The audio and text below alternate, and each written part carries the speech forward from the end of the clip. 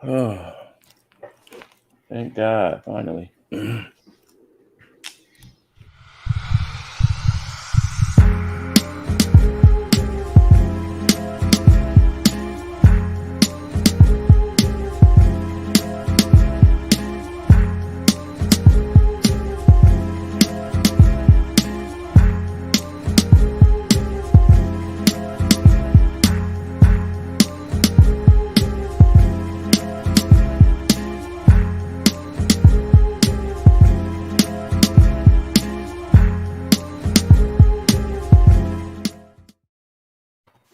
Greetings and welcome to the 1/6 Scale Man proudly presents, you know what day it is, comic book talk with friends, and we are here, all out discussion, all out.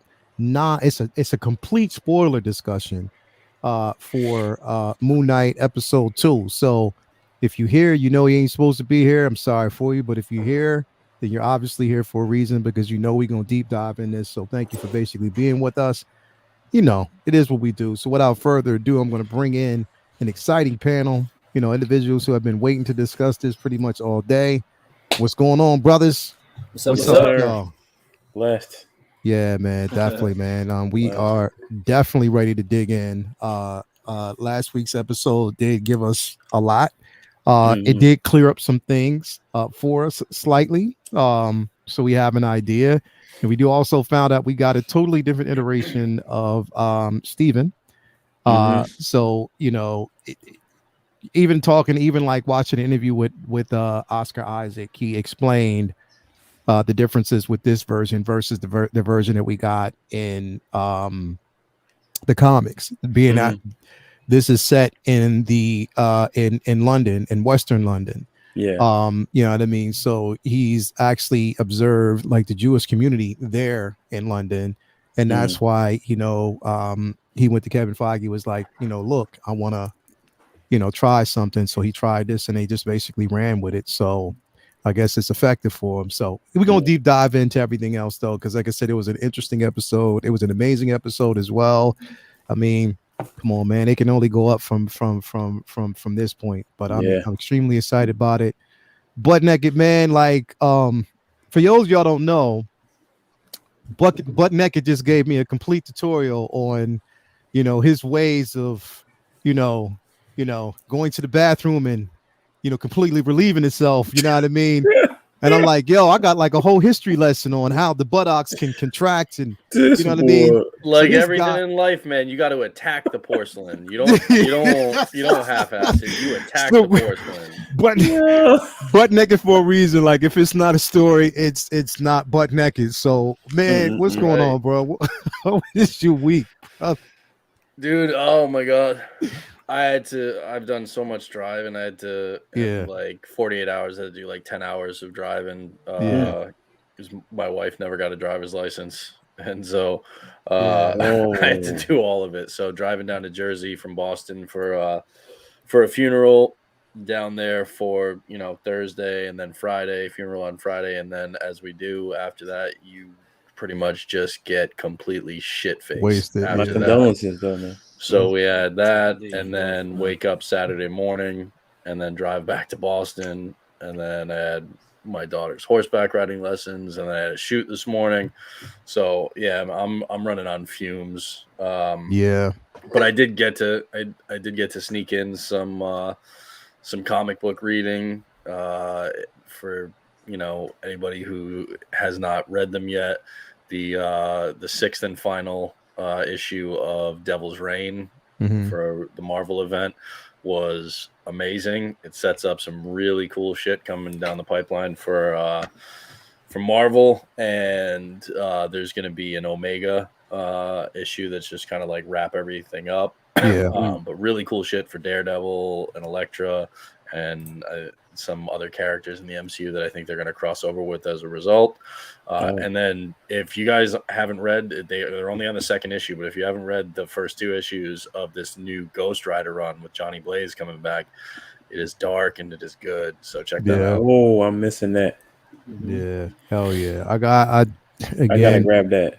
I was trying to grab my books this weekend and I couldn't, man. It just wasn't a good weekend. Me too, bro. I had a busy weekend, bro. Yeah. Did you finally open your quarter scale Mando? He's right. Well, I took him out the box, so You took him out of the shipper box, but have you taken him out of the art box? No. Damn. You ain't done nothing yet. The art box is right there. I just haven't had a chance to. I was gonna do it today, but bro, I just had so much going on. Like, I just put that Spider-Man video up over the weekend, so you know. I know I'm trying, man. Jedi Kid, bro. What you got? What was your weekend? How was your weekend, man? Bro, just busy doing stuff with family. Trying to get the house ready for them to start looking at it pretty soon. Yeah. Just doing a lot of family stuff, man. Just kept me under wraps, bro. I got like 10 books in I hadn't even read yet. Mm-hmm. I didn't even know about the Johnny Blaze thing. I'm gonna go to the store in the morning. I'll drop off the baby. Go grab. It's 2 issues out now. Yeah. The second one just came out last week. So I gotta pick that up, man. And I'm still waiting on my Wonder Woman. I cannot wait to get that Wonder Woman, bro. They're supposed to ship it soon. And I'm gonna ask y'all one more time, okay? Because they have Grievous in my boy's store.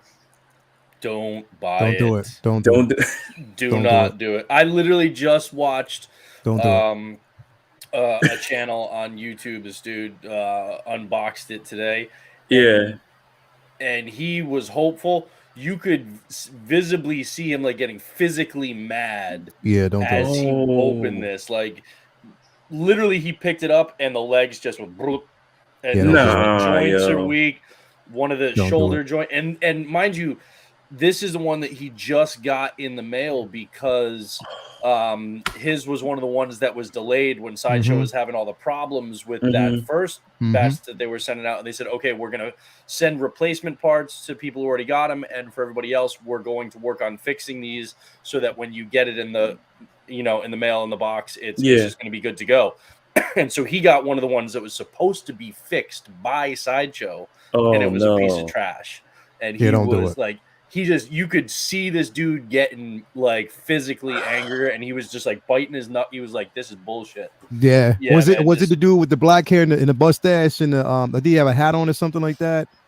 Yeah, he had like a Mandalorian hat on and a Bad Batch t-shirt. It's like that's him. Hyperdrive. This fell apart on a live video, bro. Yeah, bro. Yeah, dude. He was. It wasn't live. It was recorded. But like, don't do it. It was a recorded unboxing and review, and dude was just like, don't do it. He flat out said, he's like, I'm gonna do my damnedest to get some poses out of this, and then he gave up after one pose because it was like just falling apart, and he was like, I'm gonna try and get my money back. Like it's absolute garbage. He was just legit saying, like, do not buy this. Like, this is my boy Eddie. This is his store. He said, look, I'll open a box for you and let you see it. If it works, you can take it. If not, I understand. So the thing is, even if it's good out of the box right then, it won't be 2 months from now, 3 months from now. Like it's and this is not me shitting on Sideshow. This is just like because I love that character, and if it was a good figure, I would get it. I don't trust the figure, bro. No, I wouldn't, because even if it's not busted out of the box, it's not going to hold up. 6 months from now, you're going to walk into your collection room and it's just going to be toppled. Oh my god! Yeah, don't do it, bro. It's just not worth it, dude. And they have the quarter scale Mando. I might grab that instead. Get the quarter scale Mando, but don't get this, 100% get the quarter scale Mando. Get the quarter scale Mando, but don't do this, bro. Yo, you got it already though, Lyle, right? Yeah, I got the quarter scale Mando. I just haven't taken out the box, but Jedi Kid, don't do it. All right, bet. Put that towards something you could, dude, for a little more than that, just over like 300, 350, something like that. You can get the quarter scale Spidey if you don't have it already. Oh, that's still out? Yeah, there's there's HK resellers that are selling for like 380 right now or 375, something like that. What? Yeah, dude. George Medina. He said his name. So Malcolm Mabane said his name is George Medina from Hyperdrive. MCE. Hyperdrive, yeah. I want to see that video, bro. Yeah, watch that video, bro. But Jedi I felt Kid, bad for him because you could just see him getting like angry and as he was opening it and going through it, and he's like, and he doesn't usually curse, and he's like, "This is fucking bullshit." Wow! Like, I don't mean don't to do curse, it. This is like, don't do it was it. rough. Oh wow! No, I'll stay away. Save your money. Don't do it. Save your money. Don't do it. Yeah, Vinny, what's going on with your brother now? I know you had an eventful weekend, man. Yes, indeed. You know what I mean? For those, who don't know, you basically, you went to a con. You were at the Philadelphia Expo. Yes, sir. And I want to say that a lot of it was basically work, but I know, part of it was recruiting, you know what I mean? Because that's what you do. A portion. Yeah, a portion of it was basically recruiting. So yeah, me and Elle and I, a mutual friend of ours, rode on down to Philly and got to be a part of the Fan Expo Philadelphia, and that was a big deal for me. That building held used to be the home of Wizard Comic Con. There he is. And Wizard Comic Con was the first big comic book convention I ever went to as a kid, like 12, 13 years old. Met Todd McFarlane, Joe Quesada, all them people, and got hooked on cons ever since. And was just when I was first getting into comics and stuff like that, and it shaped a big part of my life, man. So as I got older and started going back to drawing again like I used to in high school, I worked a lot of small cons in the area, and it was always wanted to get up the nerve to work one of the big cons. And after the pandemic, Fan Expo was back in Philly, and got a table, so brought my shit on down there and set up shop, and had a really successful weekend. I was really happy with the weekend. Got to meet a lot of great people, have a lot of awesome conversations. One of the best things about what I do is watching a kid come up to my table and point out to his parents, hey, that's Deadpool, awesome, that's Guyver, that's Yeah. Venom, and look, Mom, there's Carnage. And it's really, really cool talking to people about the different pieces and what they're into, and how they got to Catwoman. come to the show and what they did for their cosplays. And there's so much love in the area. Like whenever we go personally to a con as fans, it's always like we're home, because everybody there, it's like going to a concert where everybody there is just as obsessed with the band as you are. Well, this is a whole geek community, all just like loving everything about their surroundings and just free to be themselves. And that dude even kind of looks a little like Ryan Reynolds. Like Ryan Reynolds. That's what I was going to say, bro. I did a double take. I was sitting at my table, so I couldn't take as many pictures as I Looks usually like do. him a lot. And the suit looks better than it did in the movie. Yeah, these are all people who just passed by my table and just chopped it up with me, and we were just in awe, man. There were so many great. I mean, look at this. It's just incredible. Just a lot of great cosplays, a lot of great fans. It had so much fun.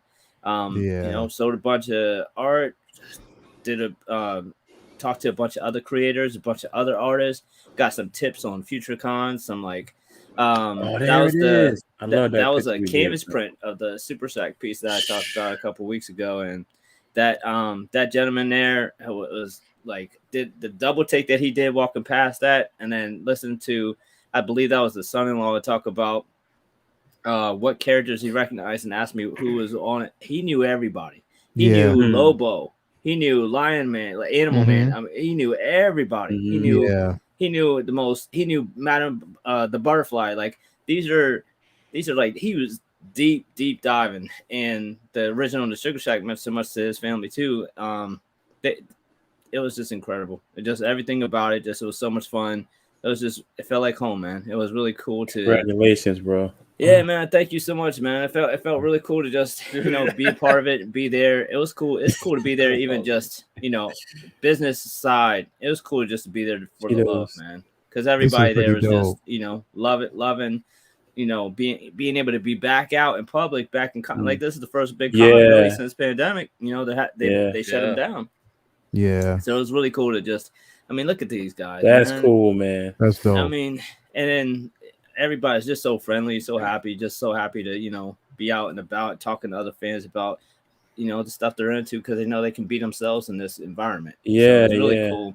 And so it was just awesome talking about the different pieces I did. So while I was there, I was also doing some live art, and I did a Batman piece. I did a couple commissions, and I wanted to do a white on black Moon Knight.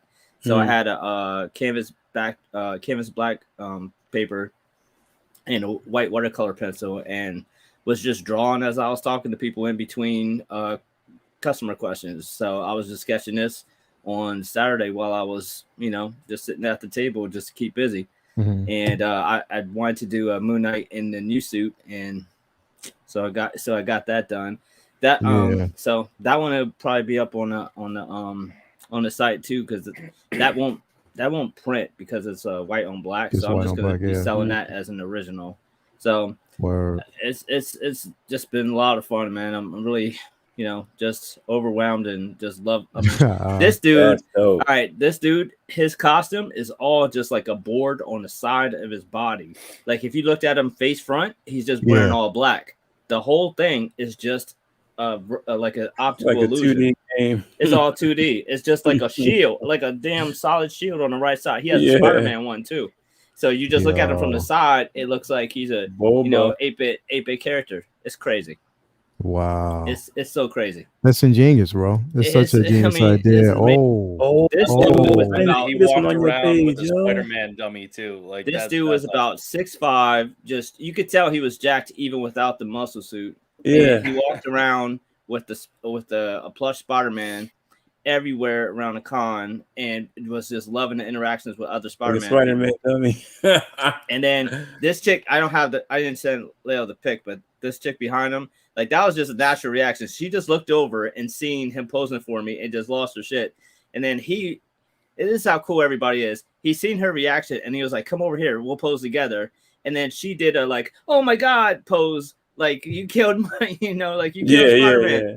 And so that was so much fun, man. There were so many just amazing people there. Just so much love. Painting, bro. Well, this one right here. Which one? Man. That one's awesome too. But that right there from Good Times with that's awesome, bro. Thank you. Yeah. Hell yeah. Your work is so sick. Definitely like a, very, very. How many of these pieces did you sell, bro? I probably sold a bunch of those. And you had more of them? You had more of that one? Yeah, more of that one. You know what wound up being a hit though? The hit of the weekend was the Harry Potter pages. Oh, for real? I should have sent a picture of those, but the Harry Potter pages where I drew the pages. I gotta make time to get with you, these. Man. Hold on, let me get back here. I could probably shoot you the pic real quick, but I'm gonna send you. That's these right here. Yes. Right there on the side. You did the. Oh, that's dope. Man. There's hype around. I mean, I'm not big into Harry Potter, but my wife is, and there's hype around it right now. There's the video game that's coming out, but then the there's movie also coming out too. The Fantastic Beasts movie that just came out. Although it's not getting good reviews, people are still hyped about just new content in that IP. So I'm right, almost on it. But Toya T with the $4.99 super chat. So proud of you, Vinny. This is only the beginning of the next level. Thank you so much. Definitely proud of you, bro. What you say? I just sent it to you. What'd you say, Brendan? You're stacking Vinnies. You got a Vinny on top of a Vinny in the middle of the screen there. Oh, do I? Yeah. Where at? You got the picture up, and it's right over Vinny's head. With Vinny in the picture and Vinny in his. Yeah, there you go. See, that's what I was saying. He's saying hi to yourself. I didn't even so, like notice the picture that, is bro. smaller, so it's like Vinny and his mini me. Yeah. Yep. Vinny and mini Vinny. He will take over the world. It's Vinception. Vinception. There you go. Vinception. Hold up. So you said you just sent another one, right? I just sent it to you. The Harry Potter joints, man. Those are like, I don't know. Having conversations about that too. That Moon Knight is fire. The page of the Hold on. Let me come back in and drop out. I got to drop out and drop back in the second once I. So I bought a beat up copy on eBay and then just cut out pages that like corresponded to the character. So like the page for Ron is the page in the book where they're doing the wizard's chest, and the page for Harry is the page for like the Sorting Hat scene, and everybody's page actually like corresponds. So people would like do double takes as they walk past it and just like flip out, and it was so cool just talking shop, man. It's just like what we do here, but with just people as they go by, just hearing everybody's story and how they became fans and what they do and talking to their kids. And then there's this one young lady, she was so sweet. Her parents were like, she draws too, but she's so scared and she doesn't think she's good. And I was just like giving her tips and stuff and like showing her stuff and just giving her all these kind of pointers.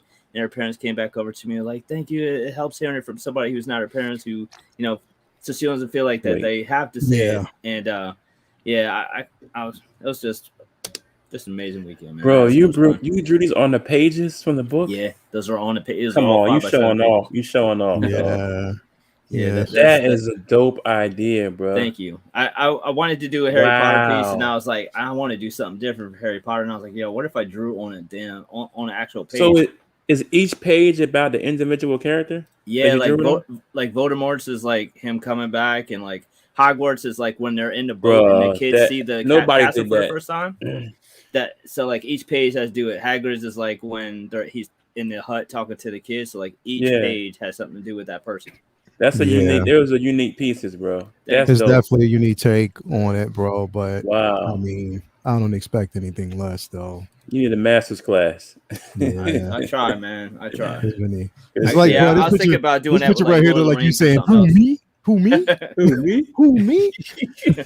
Or you just got done saying, "Hey, I'm a fan of your work."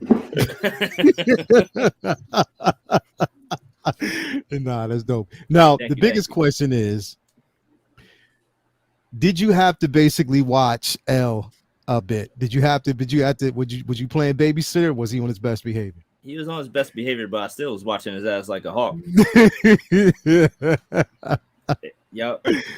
Yeah. You already know it's L, so I had to make sure that he was good. He was kept in check, and he was good. He was good the whole time. Khan's changing, man. You know what I mean? So he's definitely, we definitely didn't celebrate afterwards like that one night. And he got lost that time. The night got away from him once, and we're hoping he learned that's his in his past. So now I'm putting this up for everybody out there. If y'all haven't already, man, follow Vinny on Vincent Dunn Art on Instagram. On that page is basically where you'll get the link to his store, where you can actually go and pick up these pieces. So if you haven't already, come on, man, do it now and get those pieces. Come on, man. It's so much ill work there. I'm fortunate enough to sometimes get a 5-finger discount, but at the same time, I pay for my pieces. So I make sure that when I basically go ahead and dip in the well and get some gems. So I definitely got to get me some gems. But yeah, man. Come on, good work, I appreciate it, brother. Thank you. Definitely. Thank you, everybody in the chat, y'all. It's just fun. It's cathartic, and it keeps me out of trouble. Definitely, man. Before we dive in, let me actually, go ahead and address the chat real quick. We got 2 ferns in the building. Latoya T, how you doing, baby? Mark 7, the issue is in the building. That's Mark Monotone 7. We gotta get Mark on this show. Mark, get you a computer and microphone so we can get you on the show, bro. Because I'm telling you, people will love Mark. He just like this the entire time. Mm-hmm. But it's just something. I can't explain Mark, but he's just the dopest. Charlie the Unicorn, Malika Mabane. We got Loco Lou in the building. We got Tobar. And you know what, Mark? And I hate you, man, because you got me back into watching wrestling again, bro. And the thing is, I stopped for a while. And I'm back watching wrestling every daggone Monday. So thank you, Mark. Thank you very much. I kind of got sucked back into it too with WrestleMania. See, bro, it just happens, bro. Well, The Rock showed up, I think, didn't he? It was WrestleMania, Hogan, but it's also just because I have the Peacock app, the Peacock subscription, and I didn't realize that now it was just everything was like you didn't have to do pay-per-view anymore. No, you can watch it on Peacock. Wait. But Peacock is free from WrestleMania? Yeah. Like if you have the Peacock that's part of the show. They got off the universe. Yeah, you don't have to pay for like pay-per-views or anything. It's on Peacock. If you got Peacock, you can watch WrestleMania, app. Bro. But I've been watching all like the documentary stuff on like the old school like Attitude Era and all that stuff, and like, and my wife has been watching on Hulu actually. This docuseries that I had already seen a bunch of it. But no, I watched the Villains one. Yeah. Okay. Yeah, I was watching Villains. That's on the Peacock app. On Hulu, there's this docuseries that's not made with like the WWE because they would definitely wouldn't let them do it. It's called like The Dark Side of the Ring. Oh, okay. And it's going back to like the 70s and 80s and the territories and like telling stories that Vince McMahon would not want people like telling and stuff. But like it really is like the dark like days, like some really messed up stuff that went on, and then they go ahead and they talk about like Chris Benoit and all that stuff. Yeah, but like going through all of that stuff and like watching all the like the documentary behind the scenes stuff, then got me into like watching some of like the current stuff, and they had like some old superstars coming back for like the Rumble and then Mania, and I'm like, yeah, man, it just kind of sucked me back in again. It sucks you and Mark 7 was the one who did it because he kept posting on Facebook. So I was like, all right, let me just go back and watch WrestleMania. And then when I basically started going back, I was like, damn, like you got Stone Cold coming back. And bro. And I couldn't. I was like, I couldn't do it. I couldn't do it. And then simply because everybody who knows in the crew knows that Vinny looks like Triple H. So I had to actually watch. Yep. Vinny looked just like Triple H just had to retire. He had to have like Triple V. He just said that he had to retire. He had to retire. He almost died. He had to have like heart surgery. And he can't wrestle anymore. Yeah, like, he put his if there's any indie wrestling fans out there, even the other side of the competition is making tons of moves because most of the old indie stars that you don't see in WWE anymore is now in AEW. And AEW just recently bought Ring of Honor, and Ring of Honor was my like holy grail. That was my shit. So it's really amazing seeing that all back, and because Ring of Honor was on the verge of going out of business, and I thought Vince would buy it, and we would never really see anything new from it again. But Tony Khan from AEW bought it, so now that's still alive. And you got old heads in AEW like Christian and stuff. Man, we gotta talk about that. And they got a video game coming out this year. We're trying to buy that paint, and when we get done, we got to talk about it because it won't let me go in. Right. Okay, so speaking of which, man, we're going to dive in. I know the chat's been waiting, and I've been waiting, so we're going to pretty much dive into this discussion, man, because I can't hold back. Tuesday's episode was phenomenal. If you haven't seen it, I'm just going to put up this image because it just played such an integral role. Yeah, and how they did his character was a far cry from the character we got in the It was creative, though. I liked it. Yeah, it was extremely creative, and I loved it. But what was interesting about the episode, again, like I said, some of the answers, we got some answers to some of the questions. Number one, like I got the answer as to why, like he, because I wanted to know how much he knew about the personalities and why he was strapped to the bed. And you guys were right. It wasn't that he knew about the personalities per se. He just, because he thought he was sleepwalking or he was wandering. So him, keeping himself contained in the bed and having the sand was to see if he actually stepped out of it and wandered, So again, that kind of answered my question there. This episode had so many Easter eggs. It did. Insane. The first one too. And I love my new running Easter egg, and I hope they keep it going, which is the QR codes. Yeah. But that was also because they had the QR code on like the storage locker, the storage container. But the number 43 is a reference to the comic book arc, the Multiple Maniacs, where he actually fights different multiversal versions of Daredevil, Darkhawk. Like, so there's some deep cuts in here. Yeah, there is. You think Ghost Rider's going to come on here at some point? Not in this show. I don't think so. Maybe the last show. So, but they did make a little bit of a nod to him. The first episode, Arthur Harrow says that he used to be the Moon Knight. He used to be Khonshu's. He didn't say Moon Knight. He said he used to be Khonshu's avatar. And he called himself the Fist of Vengeance. The only time that they've called him the Fist of Vengeance was back, I think it was like 2019 or so, when there was an Avengers arc with Moon Knight where he merged with the Spirit of Vengeance and became the Fist of Vengeance. Right? So I don't know if that was just like a tip of the cap to it, or if they're alluding to maybe something they might do down the road. I think it's probably the former, but it was still cool to see. Yeah, and they had the burning skull picture in the first episode in his bedroom on the side of the dresser. The burning skull. I'm like, oh shit. So they were making like sly references to it, just like they also made somewhat references to the simple fact that the relation between Khonshu and the Panther God himself. So basically, like there were a lot of strong references. And now we know that basically like Mark Spector is really threatened or not. Mark Spector it's threatened by the simple fact that he is, doing, Khonshu's bidding because he doesn't want him to take another avatar, which is his wife. Yeah. Later. Also, so exactly, yeah. In that same issue 43 that it's referenced with the QR code, one of the heroes that he fights like a doppelganger of in that is the Black Knight. Right. And we know that Dane Whitman has been introduced, and Yep, we know that he's he's around. got more coming. He's in London. These are all characters that fit in their own, as kind of like the Marvel Knights style titles the Marvel Knights of Blade, the Black Knight, Moon Knight. Like these are all guys that kind of fit in there. So I'm not necessarily saying they're gonna like quick play it and throw all these guys together. But I think they're just laying the groundwork and saying that, these guys will or at least could cross paths at some point. Right? I forgot Dane was in London too, bro. Yep. Yeah. Yeah, that's the thing. Wow.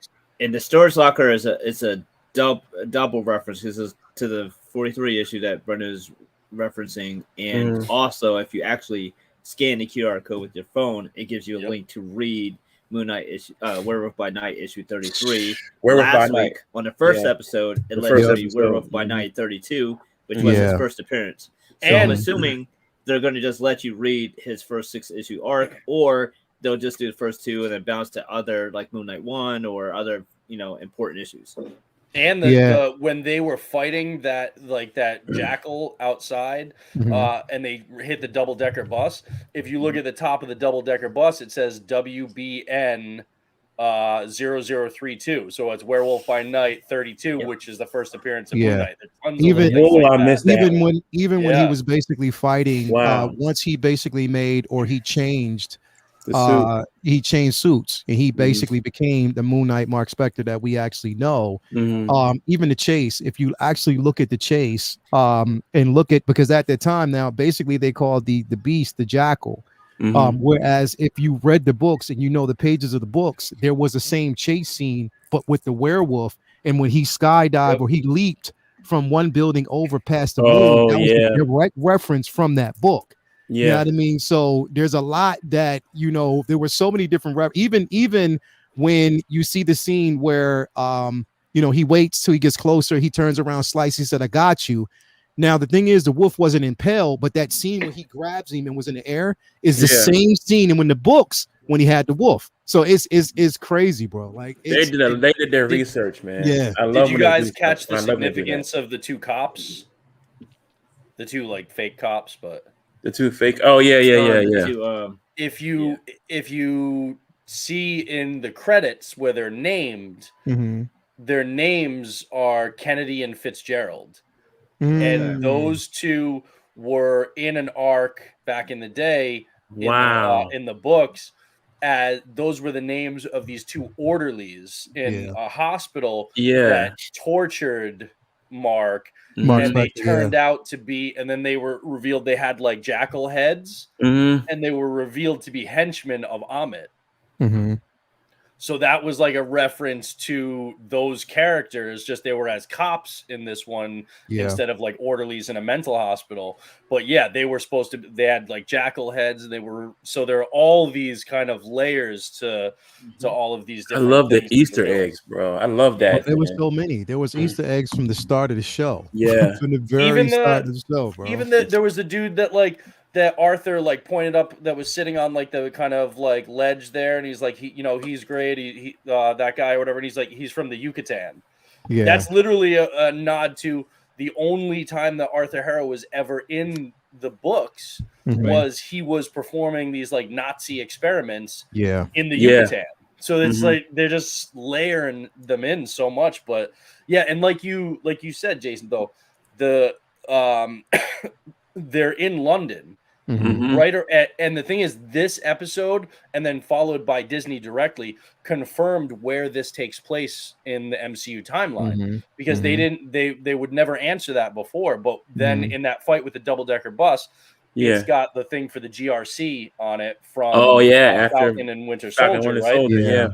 We know that it's post blip, but or post snap, whatever you want to call it. But then on Disney Plus, once they actually put it in, they put MCU according to like timeline, and it's like the actual order, and it actually puts Moon Knight after Hawkeye, and Hawkeye was the last thing to happen because Hawkeye ends at Christmas and No Way Home ends right before Christmas. So Hawkeye was the last thing to happen chronologically in the MCU until this. So we know that this is the most recent thing in the MCU. So Eternals is it between No Way Home and Hawkeye too, right? Eternals is after Shang-Chi in the timeline and before No Way Home. Before No Way Home. Before No Way. Okay. It goes Shang-Chi, Eternals, No Way Home, Hawkeye, and then Moon Knight. That's the order of like the most recent things in the MCU. So see, Dame probably been messing with the sword for a little while by now. Well, I mean, probably. at this point, we don't know yet because the Eternals could have been like right before. Right before Moon Knight. Could have been like October, November, and then December is when Spider-Man ends. So it could all be so like literally Dane getting that the blade and then hearing Blade talk to him could have just been a matter of like weeks or months before this movie, this show. And the simple fact that right now we know that there's going to be a struggle with that blade or with the sword itself. Because Blade actually doesn't want Dane to use it because it has a blood mark on it, and there's a direct tie to, because even in a sense you got to understand that Dracula himself wants that blade. Yeah, right. It's a cursed blade, so they know that bad shit is happening with it. Exactly. So are they going to bring Dracula to the MCU? I want to so bad. Well, here's the thing. This is what's interesting, bro. I mean, he's the ultimate Blade. Because Dracula and Blade was so whack. If you read the most recent version of what is it? I forget the name of the book. Because I just finished it. In it, Apocalypse actually controls the symbiotes. And what's happening is Dracula was in it. You got to read it because basically now in this particular book, okay, we already know that Strange is dead, and but his body is bound and it's laying in front of I forget what the name of the machine is. But the thing is, Apocalypse wants to take it over. He wants that machine because if he gets that machine, he could completely reshape the world itself and actually open up pocket dimensions. So there's a lot going on right now, bro. And on top of that, in this book, now mind you, it's an alternate reality because in the book, they needed like one of the strongest metals, and what they did was they had Wolverine hidden at the very bottom in like almost the core, near the core of the earth, and the Purple Man is actually working for Apocalypse. So there's a lot going on that you gotta, bro. There's a lot of shit that's going on right now. That's I know Dracula is not afraid of Apocalypse at all. He's not afraid of nobody, but he's just buying his time. Yeah, plain and simple. He's buying his time, and actually, Blade has him on somewhat of a leash. Because they I would love Blade, to see an like MCU Dracula, bro. Of the Vampire Nation. Yeah. So and the thing is, it's interesting they brought Blade in, at the end of Eternals, especially if you know the books and basically the reason why he doesn't want that. He has a somewhat love-hate relationship with Dane Whitman in a sense. Yeah. Yep. You know what I mean? They're not really the coolest, and it's because of that Blade, and Dane can't let it go because he's already in it. He's too deep. Yeah. You know what I mean? So and technically without the Blade, and because of how deep he is right now, if without that Blade, Dave Whitman could literally die. You know what I mean? Because his soul is trapped. His soul is trapped to it. Yeah. Like there's a lot going on right now, man. I want one piece of crossover, bro. Episode 4, episode 5, something. Yeah. Because you're in London, dude. Like you down the street. Yeah. That's awesome, man. It's a great it's show, gonna be incredible. But this scene right here, bro, this was interesting because of the conversation that they had. I was mad he didn't get to finish the suit. I know, right? Because he said the suit was terrific. Yo, I hate that in movies and TV shows when somebody, like, you can tell they're hungry, they've been fighting, they've been doing all this shit, and they get something to eat, and then something happens. It's like, nah, yo, I'm hungry. Nobody ever finishes a meal in movies or television. Hell no, bro. It's like they take a few bites and it's done. It's a wrap. There's a meeting, like people are meeting at a restaurant, and then like they place their order, and then they have their whole conversation before the appetizers even hit the table, and then they leave. Something and it's happens like, when they leave. What did you do to my daughter, Vinny? What'd I do? What's that? I get me into a movie. What you do to my girl, bro? Like, what you do to my baby girl, man? Welcome to the lifestyle, Sky. That's hilarious. You are going to have a whole new world open for you. No, she's not. She's gonna do it for like 5 minutes.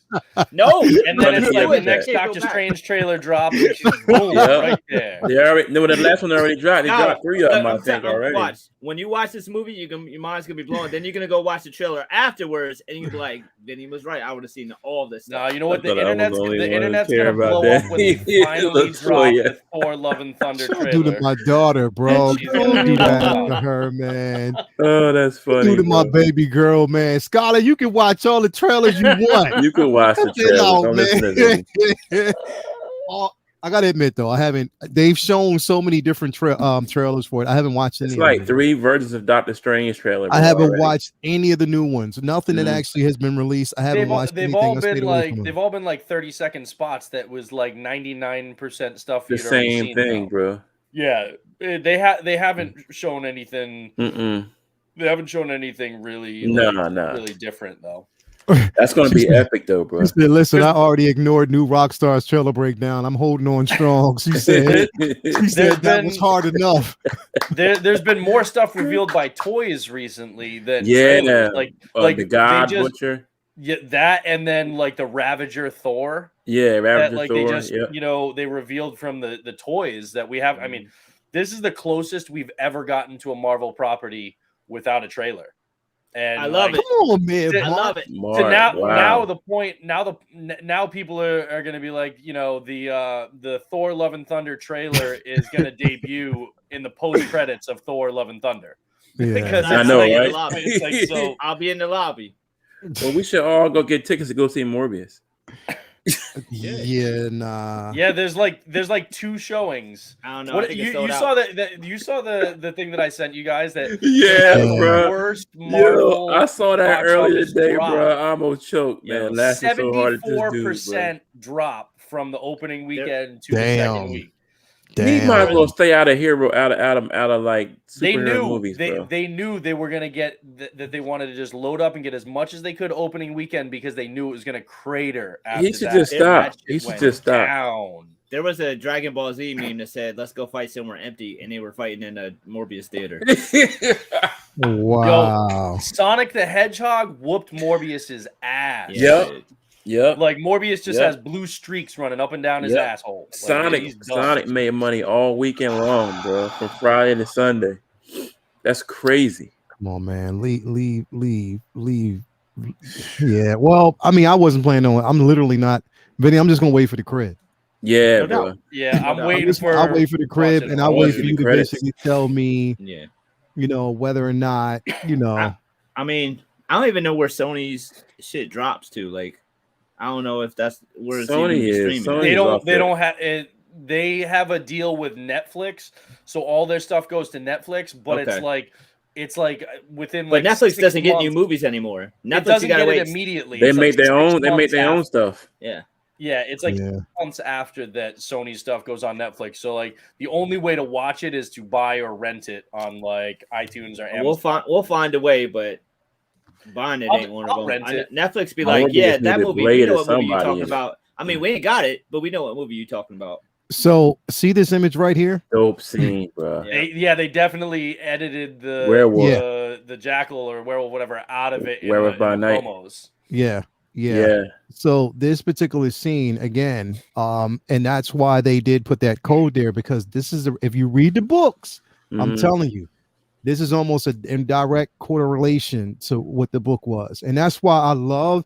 It's smart because they know that a lot of people know almost zero about Moon Knight. People who haven't actually followed it. Those QR codes are really. I love it. They put that in the show. Yeah, it's important that you get the QR code and you scan it and you go back and you're able to read these pages. So, yeah, I mean, it's dope. Like this whole episode was crazy in itself. To the point where it like makes you bro. I wanted to punch Steve in his face so bad. I was like, yo, just give him there's nothing you could, but at the same time, I understood. I understood why he was like, no, because Steven is generally, but here's the thing. I'm having a hard time dealing with this, bro. I'm really having a hard time dealing with this version of Stephen Grant, bro. I'm really having a hard time because it's not the Stephen Grant that I know. And it's not the characteristics of a Stephen Grant that I know. But it works for the show, but it just doesn't make any sense. It makes sense, but it's just not the Stephen Grant that I know. Yeah, and so one of the things which kind of lines up with the theory that I had mentioned last week, but one of the things that a buddy of mine was telling me was that he thought that maybe this Stephen Grant legit isn't from this universe. He's from another. And and that's why when he summoned the suit, it manifested as Mr. Knight. Mr. Knight. Versus when Mark Spector summons the suit, it's like the actual Moon Knight suit. Yeah. Now, I mean, that's just a guess. Who knows? It's just a fun theory. That's a good hypothesis, bro. It could be completely wrong. But again, the idea of that maybe these are different like iterations from the multiverse kind of coming together into one. Now, there were references in this when they're talking about like, for example, the whole issue 43 when they're battling different versions. There's also the references in this to there are different iterations of Moon Knight. Remember, like in certain comic book runs, his daughter took over as Moon Knight when he was dying of cancer. There was also in just recently in like 2021, it was like last year, the Kang the Conqueror miniseries. There was multiple versions throughout the timeline and different multiverses of Moon Knights that came together to defeat Kang. And one of them was Ravana Renslayer, which was the TVA character from Loki. Yeah. So there's like potential ties to Loki and stuff. So there's a lot of stuff. There are a lot of layers going on that. And with that stuff and them referencing the Multiple Maniacs issue number 43, there's a lot of cool stuff in there that I'm still not 100% convinced that it's not a multiversal element that we're dealing with Moon Knight yet. Yeah. So I'm not saying it's guaranteed, but I'm saying the door still is open for it. It's open for a possibility that there could be. I mean, here's the thing: is like, because even where we're going right now, which I can't wait for this episode. I cannot wait because I got a strange feeling there's going to be some flashbacks. Because especially where they are right now, there's going to be some flashbacks. They also referenced the murders that Bushman killed, that committed. That he was then like kind of framed for and then killed. So we very well could be getting flashbacks to how he became Moon Knight. In these next episodes, now that they're in Egypt. And I really like the fact that this episode solidified it that Mark Spector does not like Khonshu. No, he doesn't. Like, they're not making him like this like good character. Yeah, like, he's threatening to make Layla his next that's his foul, next avatar. Wow. Like Mark Spector does not like Khonshu, and I like that because it mirrors a lot of the tension that has been between those two throughout the years in the comics, as recently as the kind of Avengers debacle that happened last year. Well, it's crazy because here's the thing: is like with people. The crazy part about it is there was a book where basically you understand the simple fact that Khonshu himself wanted to be an Avenger. Like literally, he wanted to be an actual Avenger. He was even back like throughout history. Back when it was Odin and the Phoenix. And, he wanted to be an actual Avenger himself, but was disbanded and was cast out. And, basically he took on another avatar to go up against the Avengers to basically mix things up. And we know now that, his purpose, with Mark, his purpose for Mark and needing Mark is, simply, it's not for Mark to just continue to do his bidding. He's literally trying to make Mark a soulless herald so he can pass through in and out. Yeah. He wants to take over Mark's. He wants to be the Moon Knight himself. He wants to be Mark. You know what I mean? So he's there. He has his own agenda. So that's the thing is like Khonshu, like even though like, and here's the thing is what I love about this show is it's because it's even confusing to the viewers. If you're listening to Khonshu and you're listening to him say basically that, yes, it's vengeance. He is basically there, for someone, he punishes, the weak and not the weak, but the, criminals and stuff like that. Yeah. But wicked. At the same time, he has a wicked agenda, and what in Midnight, what he's telling him is true. Like what he's basically telling Mark is true. Is like he doesn't love you. Like he doesn't. He's telling Steven, he's like, he doesn't like you. Like he really, really doesn't. He's using. What you do his bidding, and that's it. You know what I mean? Right. He just wants you to do his bidding. You know what I mean? And he and Mark have to decide. Yeah. If like it's like we don't like Khonshu, but do we want to use the power we get from him to stop, Arthur and Amit because they're Amit, that's Amit's worse. Yeah. It's like the choosing the lesser of two evils. Yeah. I'm also more convinced now than ever that we could see Jake Lockley. Yeah. Yeah, because definitely don't think these are the only two personalities we get. Well, but also we I have want to ask about that too. We have a confirmed like solid tie to the Jake Lockley persona in Crawley, which they didn't confirm directly in the episode, but in the credits, the gold like mime, the gold statue like performer. Oh yeah. In the credits, he is actually listed as Crawley, and Crawley was like the homeless guy who was friends with the Jake Lockley persona. Yeah. That he was used to gather intelligence on the streets, and he had a son. I think his name was like Jimmy or something, who became a villain called the Slasher that Moon Knight went up against. So they laid the groundwork for that, because you remember in the first episode when he's talking to him, he doesn't really say anything. He doesn't even react, right? But in the second episode, in this one, you see him look at him after he gets like fired and stuff, and like he gives him a hug, and he actually breaks character and like looks at him to the side like this. Yeah, so, you're not supposed to touch him.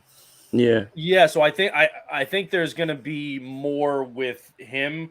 And maybe that's the inroad for the Jake Lockley character, and we start to see more of this kind of manifest. Because at this point, we have Stephen Grant, Mark Spector, and Mr. Knight. Those are the fourth main one is Jake Lockley. He's the only one we haven't seen yet. And they're not all the same iterations, but it would be weird to have those three and not have Jake Lockley. Right. Yeah. Do you think we'll get a flashback of them like in the pocket dimension with the other guys like Bast, Amit, Anubis, Khonshu? I think it's very possible, especially if we're going to be introduced to the old gods more, like in Thor, right? In Black Panther, Thor.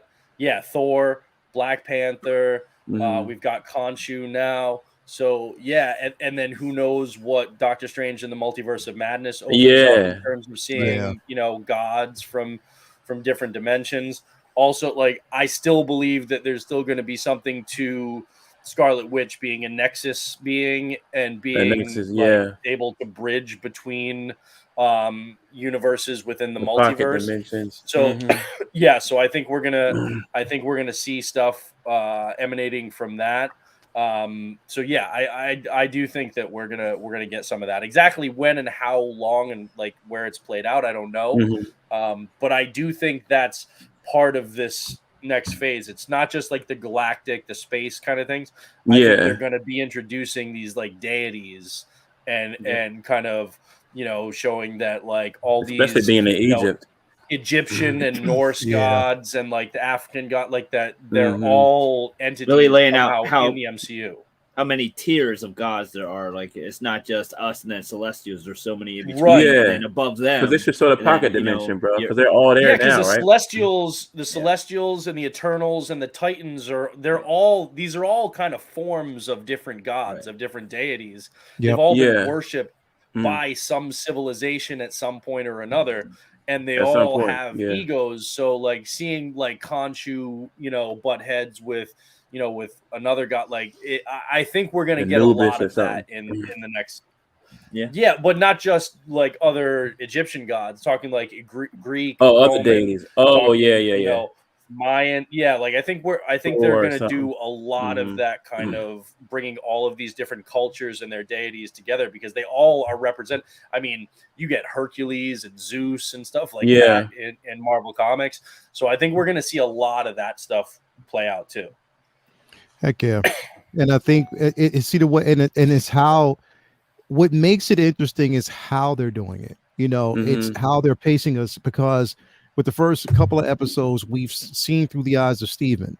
And I think now what's happening is we're moving on to Mark Spector now. Yes. And I think we're going to actually get a dose. And this is mainly more so a history lesson, with this particular character. And I think even like we're going to kind of move on from him and we're going to see some other things. You know what I mean? So it's just, it's like a very interesting walk through the minds of the character itself. But at the same time, it's just like, yo, I'm so excited because of the simple fact that, it's evenly paced. This show is really, really paced well.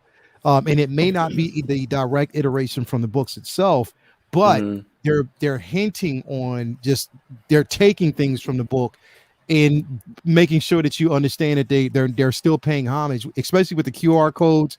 They're paying homage. They're letting you know that, okay, yes, even though it's not in a direct copy of what you might have read, we have to basically hone it down for, Disney Plus in show form, and just pace you through that way. But we're not diverting from the characters themselves. So I love that. I love that portion. Mabane made a good point about how this iteration of Steven is more like an everyman type of person, to kind of like give credence to how weird and wacky and crazy this all is. Whereas maybe if it was the Steven that we know, this would have played it out as if, of course, there's these things and all this craziness and it's no big deal.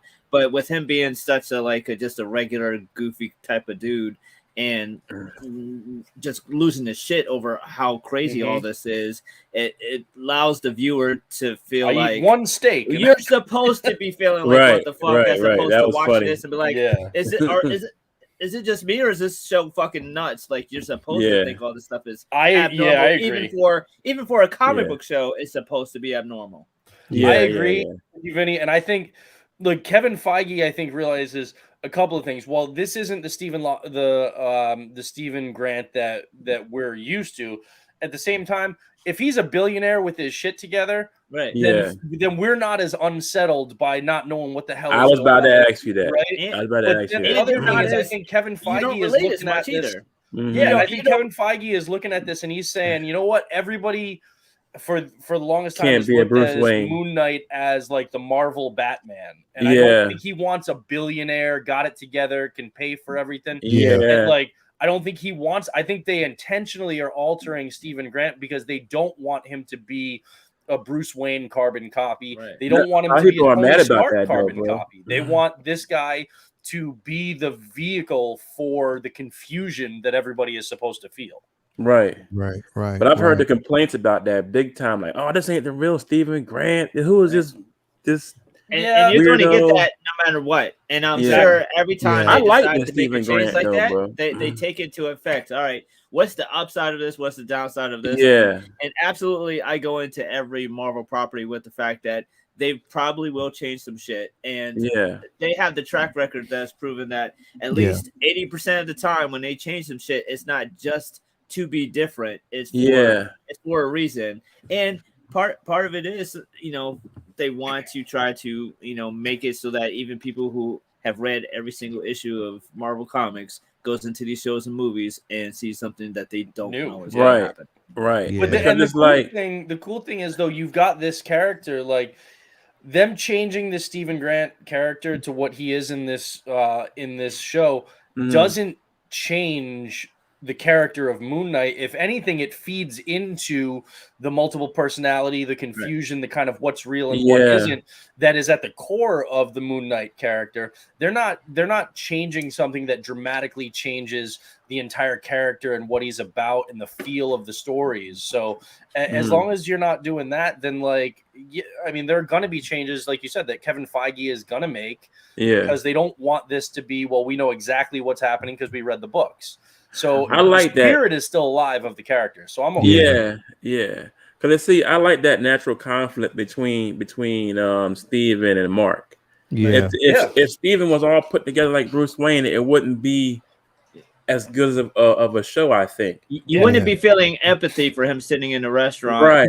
Put up because he missed time. Like you wouldn't feel bad for him because he's rich and like, fuck him. He could pay his way out of everything. Like, it wouldn't work. Yeah, he just got shit canned from a gift shop. Exactly. You know, You feel more for him. Right. Yeah, he's the everyman. You gain of attachment to him. Right. He don't own the museum. He works in it. He works in it. Exactly. Yeah. So he needed and it's Kevin Feige's way of giving us a character that is the everyday person, because the thing is, we know that, Lockley, Grant, and I keep forgetting Spectre. Spectre, that basically like each iteration of this character is highly flawed. And sometimes they don't show a level of empathy. Even in the books, there's no empathy. You know what I mean? They're just using certain things to get where they need to. So the show needed to have a balance. So what other way to basically show us that balance than to give us an iteration through Steven? Give us that everyday person. You got to basically draw a person in. So I understand from that aspect that they've done that. The only thing is, though, it's hard because of the interactions that he's had with people that he's forgotten about. The fumbling and around. Back to, it's like that he just. So they have to explain those portions of it to me, but I get it because he's identifying with the simple fact that he has this dissociative personality situation. Like he can't really, and I get that. But I also like the simple fact that he is like, even when he was in museum, he's an idiot, bro. But he's just when smart when he did. And then we're watching the video footage. He said, "Are you crying?" He said, he's like, "Yeah, a bit, a little bit, a little bit." Oscar Isaac, dude. Bro. He's so good with the dramatic. He's so good with the comedic. He hits all the notes. Yeah, when we were talking about like in the storage lock when he's talking to Mark in the reflection. Yeah, and he's like, and he tells him, "I'm the Fist of Khonshu," and he's like, "That is the stupidest thing I have ever heard in my life." He's like, "I eat one steak and I go bonkers." Like, it's funny, but like he does a really good job with it. He does. And I'll tell you what.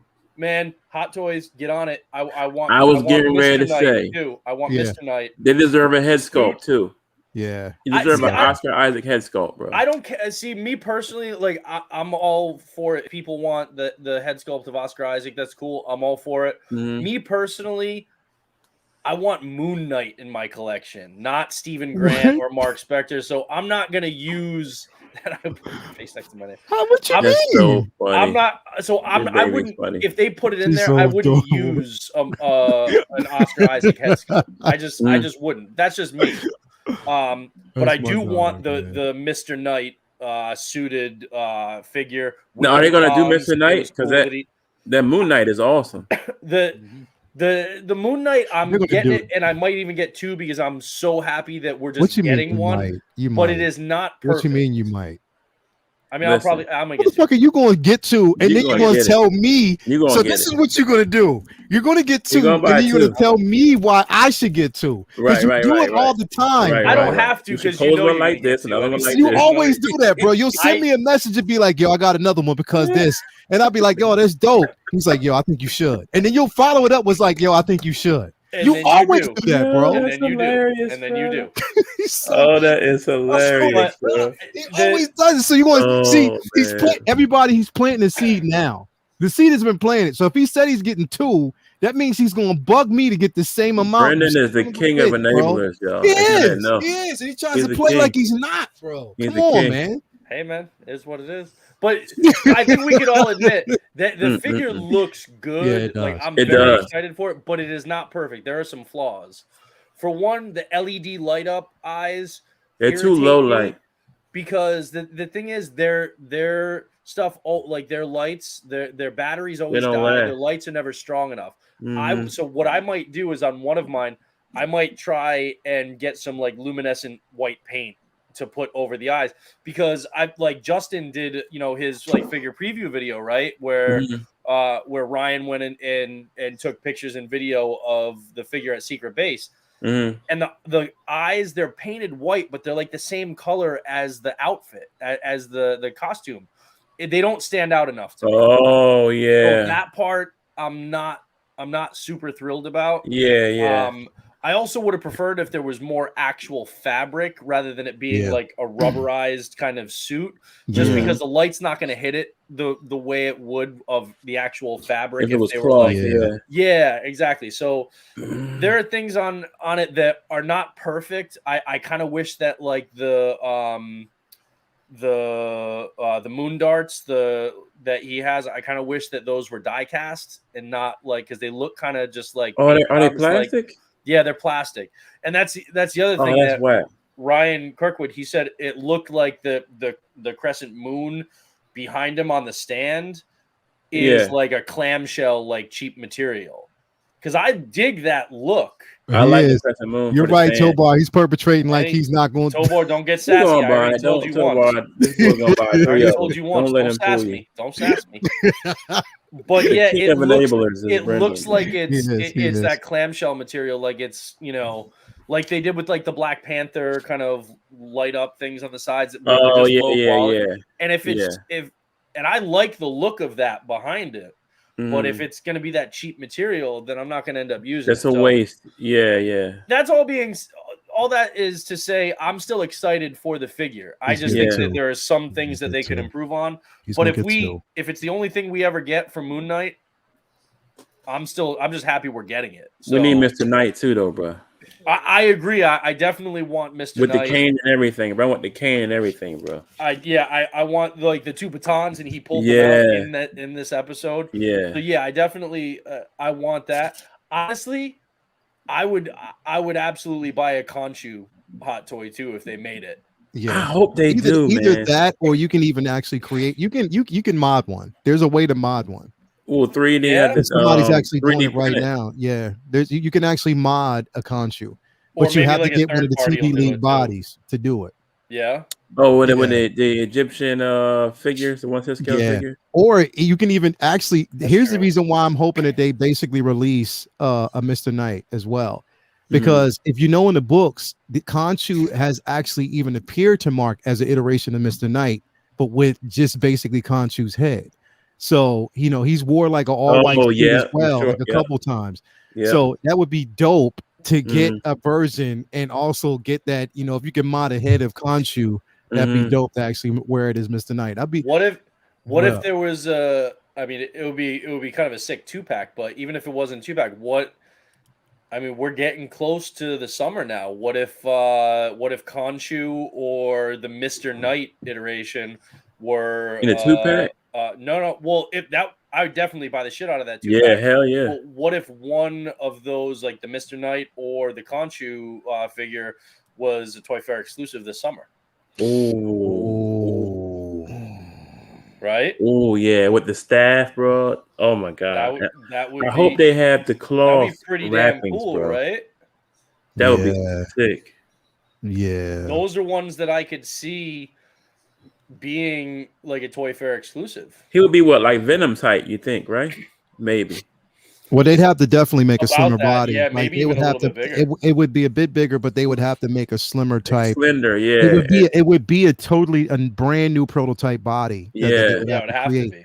But they can still use the same material that they've actually used for the Moon Knight. I would love to see. I would actually get it.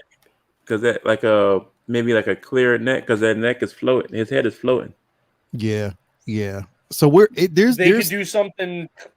They could do something kind of like what they did with Hellboy, though, with like the flaming crown. They could try and do something where it's like with the neck. So yeah. But I don't know. I just thought about it. I mean, we're getting to the time of year where we're like, oh, I wonder what there will be for like Toy Fair summertime. Coming, a lot of exclusives about to hit. So, I mean, yeah, Toy Fair exclusives. We'll see. Well, I mean, Hot Toys got to do something to capitalize on, on the momentum that the Disney Plus shows and stuff have going. Hell yeah. And how tall also try and get some of that shine from like all these statue companies. Queen Studios is killing it. Is Oscar 6 feet tall?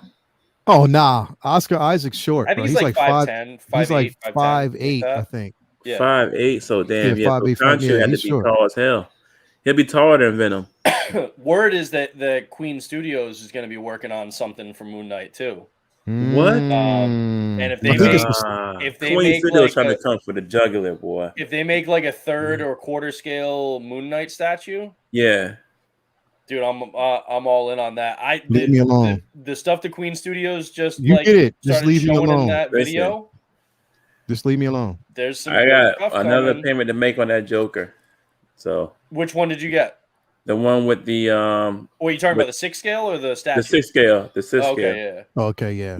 Hell yeah. Dude, they've got some. They just released. They just like showed a new bust, like the Heath Ledger life-size bust of him, like in the jail. By who? Queen Studios. Queen Studios. They put out a video, an hour-long video that teased like a bunch of the stuff that they're doing. They're gonna do The Rock as Black Adam on a throne. What? Wait, statue? Yeah, it's a quarter-scale statue. Yes, brother. Rock. Yes, brother. They're coming for Hot Toys, bro. Also, they're doing this really nice quarter scale. So I'm doing the half scale Endgame cap, but they did another piece. So if you're not going for that one, then they're doing a quarter scale strike suit cap from Winter Soldier. Wait, statue or posable? Statue, quarter scale statue. Yeah. That in the blue and silver. Yeah. Of the strike suit from Winter Soldier at the beginning. That looks really, really Come on, man. Stop with this, brother. Come on, Amir. Don't do this. Amir. Don't let Amir. Do not let Brendan pull the wool over you. It's not happening anymore. This is the only quarter scale. I'm sorry, Leo. What did I'm pretty sure I heard you talking about you likely getting the quarter scale Boba Fett the other day. I'm pretty sure. No, you didn't. Yeah, I'm pretty sure you did. I'm Don't pretty get sure that boy in no trouble, man. Yeah. Talking about no figure. Yeah. Don't get him in no trouble. No, you didn't. Pretty sure you did. No, you didn't. You didn't hear that shit come out of my mouth. I heard it. That wasn't me. That was. Don't get him in no trouble, man. That was Lael Spectre. That was That was a different personality. That definitely wasn't me. That was your evil twin from your. I don't know who the hell that was. I didn't getting a quarter scale is not happening. I'm done with quarter scales. No. Although, but like, I still haven't gotten bit by the quarter scale bug yet. Check out that video. Anybody in the chat who hasn't watched that video that Queen Studios put out yesterday of their kind of like plans for 2022. They're also doing stuff from Back to the Future. They're doing stuff. They're doing a quarter scale Nightmare Batman from the Snyderverse statue. Wait. A statue? Hold up. Let's hold on. Pause. Now, y'all play too much. Let's get back on it. Now, what do you think of her portrayal as Layla? I like it. She's I say this because it's not his real wife from the comics, but I like this version of this. Yeah, she's like an iteration of Marlene from the comics. Marlene. I wish they would have flipped her and Saffron Hawking and had the chick from the museum be Layla because she was the one that he was supposed to go on the date with. He was out to dinner with. Oh, she was so cold, and that's all. That's her only appearance in the show. And Layla's all right, but she's not better than one from the date. But she's Egyptian though, bro. Like, and it I makes understand. sense. Yeah, I understand. That's the direct correlation of the film itself. I understand. Of the show, and I like her portrayal. I do like her portrayal, but both of them are Egyptian, though, right? They're both Egyptian, but dinner date. I mean, listen. Yeah. I mean, but for what she's doing, I mean, and what we get she's from, a good actress, though. She's good. Yeah, I like her portrayal of Layla, man. I do like, what we get. The dinner date. She's got good chemistry with Oscar Isaac too. Like that scene in the apartment where like you could tell when he got the divorce papers, like even though he had no idea who she was, it still hurt, and he was like, I don't want to do that. I don't want to do this. Like, what I like there was good chemistry between how does them. she not know that there's DID with Moon Knight if she's done all this other stuff with him before? How's it such a puzzling concept that he might not know that there's what's going, she should know what's up. Or I don't think she even saw him turn to Steve though around her. That feeds into my theory, though. That feeds into my theory that the whole thing with Mark and Steven and stuff, that this is a recent thing that kicked off happening to because him. of like a multiversal type thing. This wasn't it's not clear how long. Cracked. Yeah, it's not clear how long. Other than I guess a few months. There's been a few months since she got ghosted. Because he said that he kept barriers between them for years, but all of a sudden some of the barriers are starting to get weaker or they're breaking. Right. So this Steve iteration just came out of nowhere, and she didn't even know who Steve was. How would he? If they were married and they were like going on these adventures trying to like find the scarab and stuff? How was Stephen Grant kept hidden from her all of that time? So that makes me think that whatever is going on was triggered recently, either mental illness somehow or multiversal thing that is causing because even in the comics when he had these other roles, he was in control, but he still had other personalities like Clark and Kal-El and Superman would have other personalities, but he was knowingly in those other acting as those other people. Exactly. So if he wasn't knowingly saying like, oh honey, I'm going on this trip, I'm going to be where's my Stephen Grant passport, I'm headed to London, it wasn't anything like that. So it's odd, it's very odd, but I'm just saying it's a front. That's the only thing I really look at twice in this whole. I love this show, bro. Well, I'm with you, brother. We're gonna have a team Layla versus team. I don't know, bro. The one from the date, the museum. The museum worker. I don't know. Maybe she get some work doing something else. Yeah, bro. She's gonna be in another movie. She's gonna be in somebody's movie somewhere. Yeah, I like. Now, obviously, this scene that I'm going to bring up real quick is going to be in direct correlation of what we're going to actually see in probably the next episode, because I just saw this real quick. Hold on, let me see here. And like what we talked about was the simple fact that we're going to see that there's going to be a flashback, and I think this is pretty much what we're going to probably get from it. When we go back or with the next episode, because this is them, of course, in the tomb. So again, this is probably, right now we know we're seeing Mark Spector, but I like the chemistry between both of them. I like how it's basically played out, and what we're getting. And I think the thing is, it's like, what's dope about this show is it doesn't have to be an after credit scene or anything on the last episode for me to love this show and follow it, even though I know we'll probably get one to try to link it.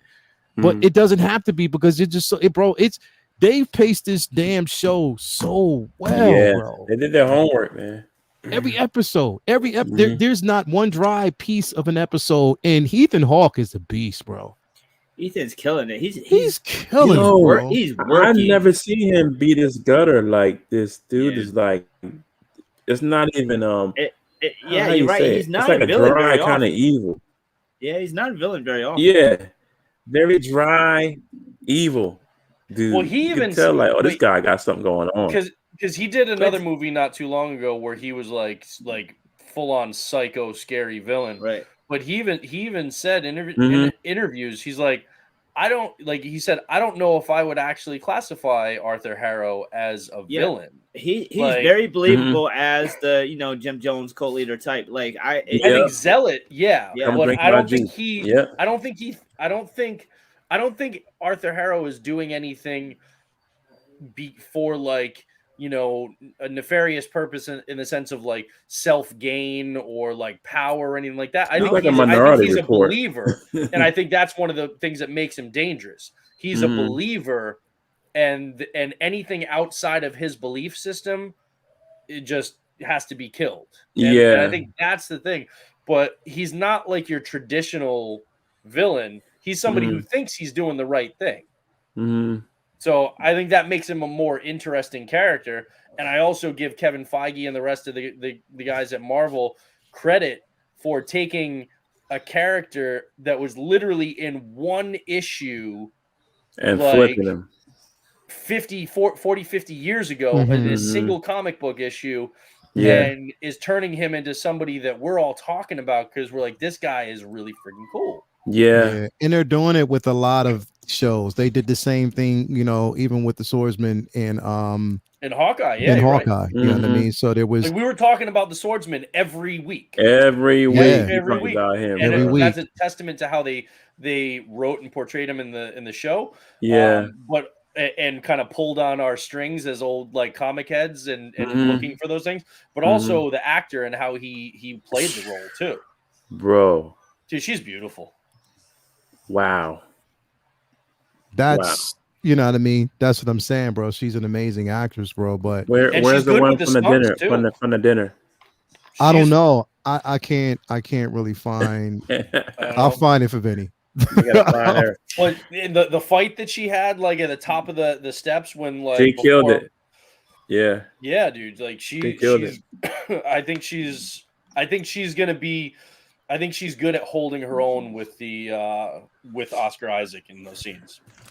Yeah, I think, and again, I just like the play, bro. I like the play on my man Vinny. Both of them. I mean, he found it too late. Oh, did he? Yeah. Here. What is her name? Saffron Hawking. Huh? Saffron Hawking. Man, bro. Come on, dog. While Lael pulls that out, I'm telling you, the post-credit scene of this show is going to be Oscar Isaac going to see the musical Rogers in London. I just want to see. I want to see in the all Raptors. I want to see all the Egyptian gods like in that pocket dimension. I want to see that, or seeing Contra getting cast out or something like that. I think that's a possibility. I really do. I hope they show that. Man. That'd be cool, bro, to see that. I mean, we've already seen Khonshu. We're gonna see Amit. And they specifically mentioned that there were 7 of the 9 gods in the pantheon that were represented on that thing. So I think we're going to see more of them. I don't know how much, but I do think we're going to see more. Yeah. What? Come on, bro. And she got on that's the LV. Man, Vinny's going on a recruiting spree now. You know, he's literally going to go on a recruiting spree. Mark Spector. Whoa. I'm trying to find scenes from the show, but you How can't. did you get top blocked by yourself? That's hilarious, bro. Yeah, that's insane. Very bro. definition Mark of voting Spector against one's self-interest. Stephen Grant. We're the same person. Yeah. Is she British? Yeah. Hawking. I was gonna say Hawking sounds like she is British. Yeah. Saffron too sounds like it. Yeah. Vinny, man. Bro. Vinny's just a nut. But overall, I'm with you, Vinny. Overall, all I'm saying is she need to be in something else. I think. Yeah, no doubt. Yeah. No doubt. I mean, they probably will. She will. They'll probably get her up. And the thing is, it's like I think with Kevin Feige, here's the thing with that, she'll probably not be in something Disney related right now or Marvel related other than that scene that we actually saw. Or you never know, she could be, because remember, like, these characters are strategically placed in certain areas to watch Mark or to watch Steven. You know what I mean? So she might even show up in a later iteration. We just don't know. You know what I mean? So. Because that scene wasn't really it. See, has my biggest thing is like, I want to know who it was that met her. Was it Mark? It was Mark. It was 100%. It was Mark. But that's what I'm saying. Like, it could be, but was it though? That's what the Stephen Grant that we've met in this, he's not smooth enough to ask her out, and he's a vegan. He wouldn't be asking her out to like to the best steak restaurant. That was the whole point. Because the chick that his boss was like, "You're vegan. Why would you be taking what are you going to eat at a steakhouse?" And he's like, "I don't know, bread." Like, which was There's a bread funny and line. salad that's there. Yeah. Mind your business, bitch. Like, but he wouldn't have invited her out to a steakhouse for like the best steak. It was Mark playing Steven in the role because I think he had a mission to accomplish in that museum with like the whole, Egyptology display. So he was using Stephen Grant's access as an employee there, but he was some spycraft in that. So I do think it was Mark Spector. Maybe he was trying to do Stephen Grant a solid and get him laid and and then screwed it up later. I don't know. But yeah, I do think that it was Mark who set up that date. Yeah, Mark was definitely rapping to her. Mark but needs hey, to go who knows? Fix it so she Mark could put be it down. Who knows? the Maybe next episode. Because they didn't say what her role was. Maybe he set up that date and ghosted her on purpose so that she would be away from something. Maybe he swiped her access card, and maybe there's a reason. Yeah, true. Maybe it wasn't just to then accidentally fuck over, Stephen Grant later. Maybe there's a reason, and she's gonna be back or something. I don't know. Maybe he was Steve was swiping hyped an for that access date. card, like getting in somewhere. Who knows? That's the thing. There's still so much that we don't know So much about that this. we can pick up. My question to you guys, and if there's no larger connection to the MCU, then I'm not going to object because I'm still loving the show in its own right. But for the most part, all of these shows and films have some sort of connection via post-credit scene, a cameo, something that interconnects them all. So with Moon Knight, do you think we're going to, especially since they timed this to be right before Multiverse of Madness, do you think that we're gonna, in the form of like a post-credit scene or something, get like a crazy tie to the multiversal stuff and what's about to happen with Doctor Strange? I think you might be setting yourself up to be really upset if this doesn't. I don't know. No, I genuinely don't know. Or do you think it's maybe going to be something on a lower level, but similar to like Blade at the end of the Eternals, where it's like a London something like that. I can see basically more so a tie-in with Dane Whitman. I could see more something closely to that. Could be Blade. I think that because again, we remember that in the very beginning, even when we got before Moon Knight, before what we actually got with the Eternals and everything like that, when the announcements were made, Kevin Feige basically did specify that they're splitting the universe. One is going to be a multiversal thing, and the other one is going to be more of a supernatural, everything that's dealing with, Moon Knight, Blade, Dane Whitman, and Earth, everything that's actually falling around that realm. So I can see more of that than I could see with the multiverse. And I wanted to be more with that because the thing is, if you put him, the way I look at it, if you put him in a multiversal threat, you're taking away so much that we can actually see from. I want to see more of what Moon Knight deals with without a planetary threat right now. You know what I mean? Because we have to understand who he is as a character. And if you fit him in with Blade, and if you fit him with even Daredevil, that shit is dope there. And if you bring the Ghost Rider in, that's what I want to see. Well, the other thing too is I like the idea. I like the idea of him mixing it up with the Ghost Riders and Blades and Daredevil types. Yeah, because then you can go to the multiversal, bigger planetary threats. But if you start off with the planetary threat type of Moon Knight type, and then go back to a Punisher tie-in or Daredevil, it feels like maybe it's a step down in a way to some people who don't know any better. But I also like the idea of that this is just purely just dissecting the dissociative disorder that it's alluding to without it having to be necessarily tied into their main running thing, which obviously is something that they have a known track record for. So I feel like either way it's a win. But I feel like if it's not the multiversal type thing, I think it's still giving us what is such a rich story and the struggles that he faces dealing with the DID. Do you think that they're gonna bring in? Do you think that now that Marvel has like Daredevil, they brought the Netflix shows on Disney Plus. They brought Daredevil in, Echo. We have Moon Knight now. They're introducing Blade. Do you think that maybe Marvel and Kevin Feige are getting ready to do their own Defenders? Good. Oh wow. Well, or maybe just like a Marvel Knights type. The way that I think Marvel more than anything. The way that they set that up on Netflix was a little underwhelming, but it made all the sense in the world. So I feel like the way that they've been going about these Disney Plus shows, the only reason not to do it is because they seem to feed the films as opposed to feed more shows. But I definitely could see that being, a double checkbox for them where they feed into a group show, and then even that group show gets used in a film. Right.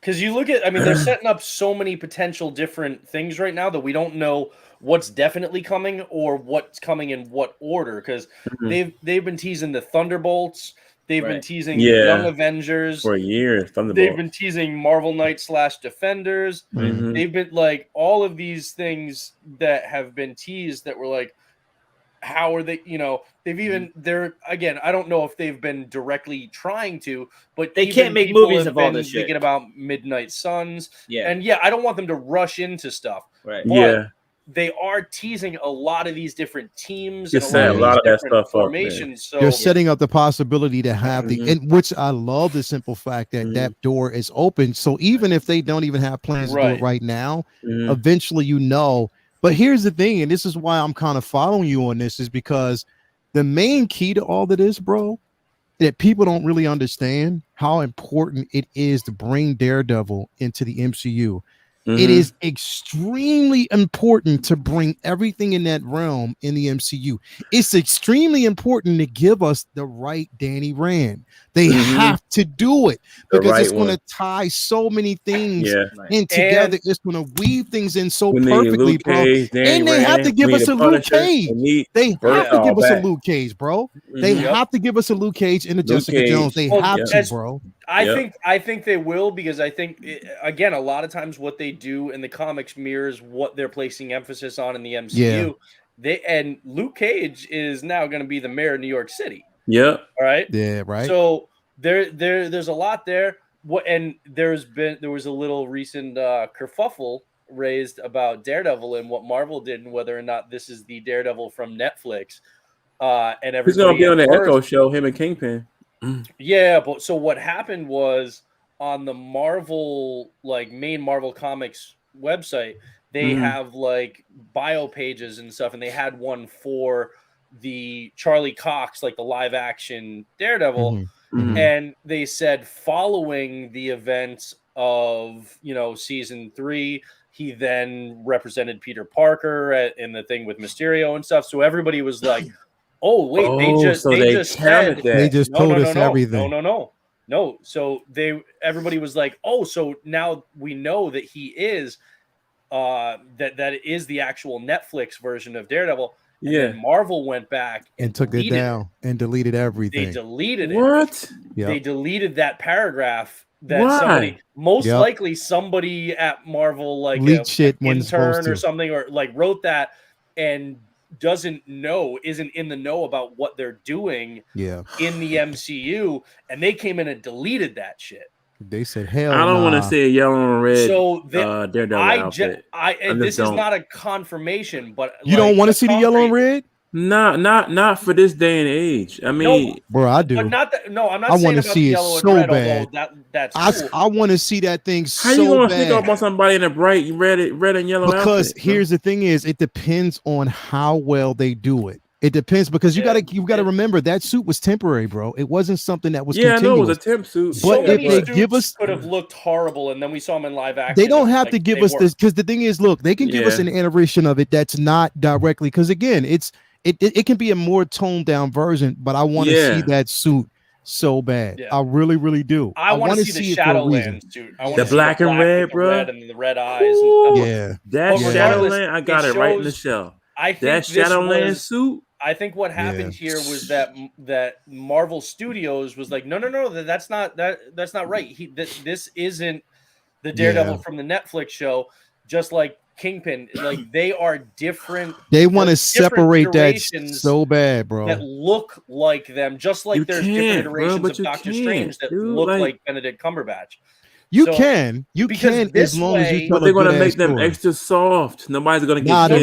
No, they're not. They're not because they're separating it. There's a way that they're gonna do it. They're not gonna make them soft though. They bring in Charlie Cox and Vincent D'Onofrio. Yeah. But this, because they're not the exact versions from the Netflix show, this is still a different universe. That opens the door for them to bring Iron Fist in, but do a different Iron Fist than the dude who played it on the Netflix show. I agree with that. They're saying this isn't the Netflix. These are different iterations, and some of them look the same, but they can bring in a new Danny Rand that isn't what's his name from Game of Thrones. He was so corny. Right. So this is the way where they can bring in the favorites, but then they can replace the ones that people didn't love. So we can't replace Berthol. You can't replace Punisher. But we might not even see Punisher. It might just be like they moved the shows over. Yeah. But we might not actually see Punisher in the MCU. That's such a waste. Maybe I agree, do. Max. I'm not saying we don't. I'm not saying agree. We don't. I'm saying I don't. We're not going to get. I don't think that we're going to get the same iteration of Danny Rand. I think that Kevin Feige saw that was like, nah, buddy. Yeah. We're not going to do that. Whack. We're not going to do that. They're going to give us something totally different. Yeah. Kevin Feige loved Charlie Cox as Daredevil, and he loved Vincent D'Onofrio as Kingpin. The multiverse allows him to keep those actors that he loved in those roles, but then replace Danny Rand. We need Luke Cage and a Punisher and a Danny Rand like ASAP. But ASAP. Again, I think Punisher is kind of pie in the sky, but I also never thought that we'd see that show on Daredevil. What did you guys do to my daughter? What did y'all do to my daughter? And I want to see Frank Castle. See that? What did y'all do to my daughter? Dude, Skylar on it. I love she on it. That's my girl right there. Why did y'all do that to my daughter, bro? Here's the thing, guys. Y'all got her loving blood. Come on. Why did y'all do that to my daughter, man? Punisher kills bad people. But here's the thing, though. Like I said, a lot of times the comics and what they're emphasizing at the time mimics what they're going to be emphasizing in the MCU. And right now, with the storylines they've got going, Daredevil and Elektra are on a collision course with Punisher in the hand. Yeah. So it's entirely possible with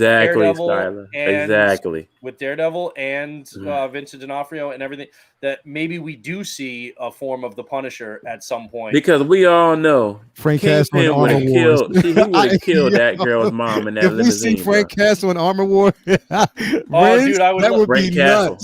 Dude, if we did that, Hot Toy would go flying. I love that. Hot Toy, dude. Hell yeah. I love that. Word, you didn't get rid of it, best did you? mashup ideas they've ever Hell no, me neither, bro. Yep. I'm never selling that piece, bro. The Punisher Iron Man? But that Iron Man, Benny, you got to get it, bro. War Machine Punisher? Benny, if you get that War Machine Iron Man, I'm telling you, bro. Bro, the joint weigh like 8-9 pounds, bro. It's like almost 9 pounds. It's so dope, bro. It's heavy as hell, with bro. The skull, dude, the Gatling guns, it comes with all the fire to connect. That was the first figure. And they got a Frank Castle head sculpt. The way they did the flame, like the blast for the guns, right? And tell them what you did. The coloring, the paintwork on it. Tell them what you did. They got that. Tell them what you did, Brendan. What did I do? Listen. What did you do? Did I enable you to buy? Yeah, you did. Yeah, tell them how you did. What you did. Were we on? We were on live. Tell them what you did. No, just tell them what you did. Were we live? I told you to fucking buy it. What did I do? I told you to fucking buy it. You did tell him to buy it. We were all on. You gotta pull up the video for that one. Because you did tell him to buy it. You did tell him to buy it. I enabled you? Okay. Well, yeah, you did. Definitely. Was there a specific way? You definitely the Enabler King. I think me and Brendan was talking about it. And you hadn't had it yet. Yeah. This is like red table talk, like the enablement. The enablement. Yo. Somebody's gonna get slapped. Can't bring that in. So I'm done with you. Don't you smack nobody at this table, bro. To the face. Slap. Don't you smack nobody. Hey yo. Nobody. All right. So let me ask you a question. We close this out. Let me ask you a question. Because I was thinking about this because where we're going with the episode, and also the simple fact that there was no mention. We're still basically trying to figure out, and we know there's basically a war of the gods, two gods that are basically mentioned. Do you think that before the show ends, we're going to get an iteration of both those gods? Yeah, I want to see the Gatorade. During Ahmed and Khonshu? Yeah, well, not because there's 2 gods that are basically missing. Out of because there's 9. There's supposed to be 9. There's 9 of them, so 2 missing, and they're talking about that right now. So again, are we going to? But they didn't specify which ones were missing. Yeah, the side didn't say. I assumed that they were talking about Khonshu and Amit. Mm-hmm. Yeah, that's what I assumed. There are 2 that are missing from the pocket dimension. And yeah, but see, the thing is, we haven't. You know what? Before I even say that, I'm gonna wait to this episode. I want to wait until this particular episode because I think I'm getting closer to the answers that I want. Because I think that's what it's building towards Khonshu and Mark Spector versus Amit and and Ethan Hawke's character. Ethan Hawke, Harold. Yes, I would. Max Geetham, exactly. Yes, I would. Yes, I would. Hell yeah. With the quickness. They're not gonna do it. But they're not gonna do it. It's gonna come with the vegan suit. It's gonna be a third party.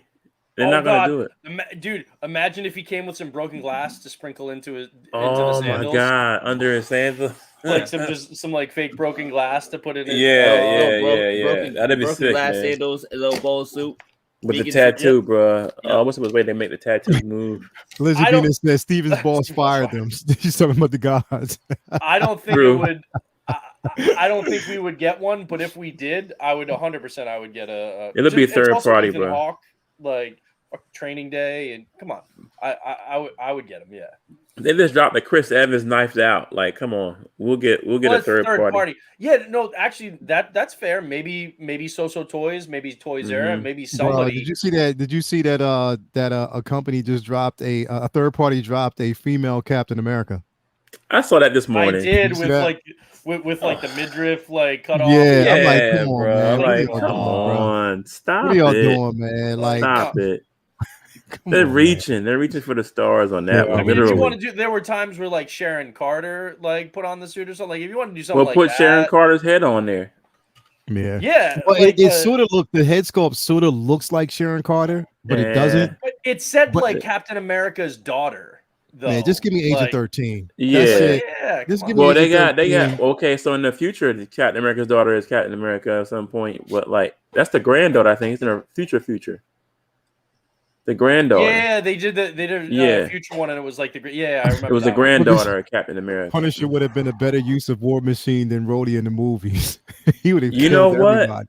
You know what? This girl know her books. Not wrong. Yeah.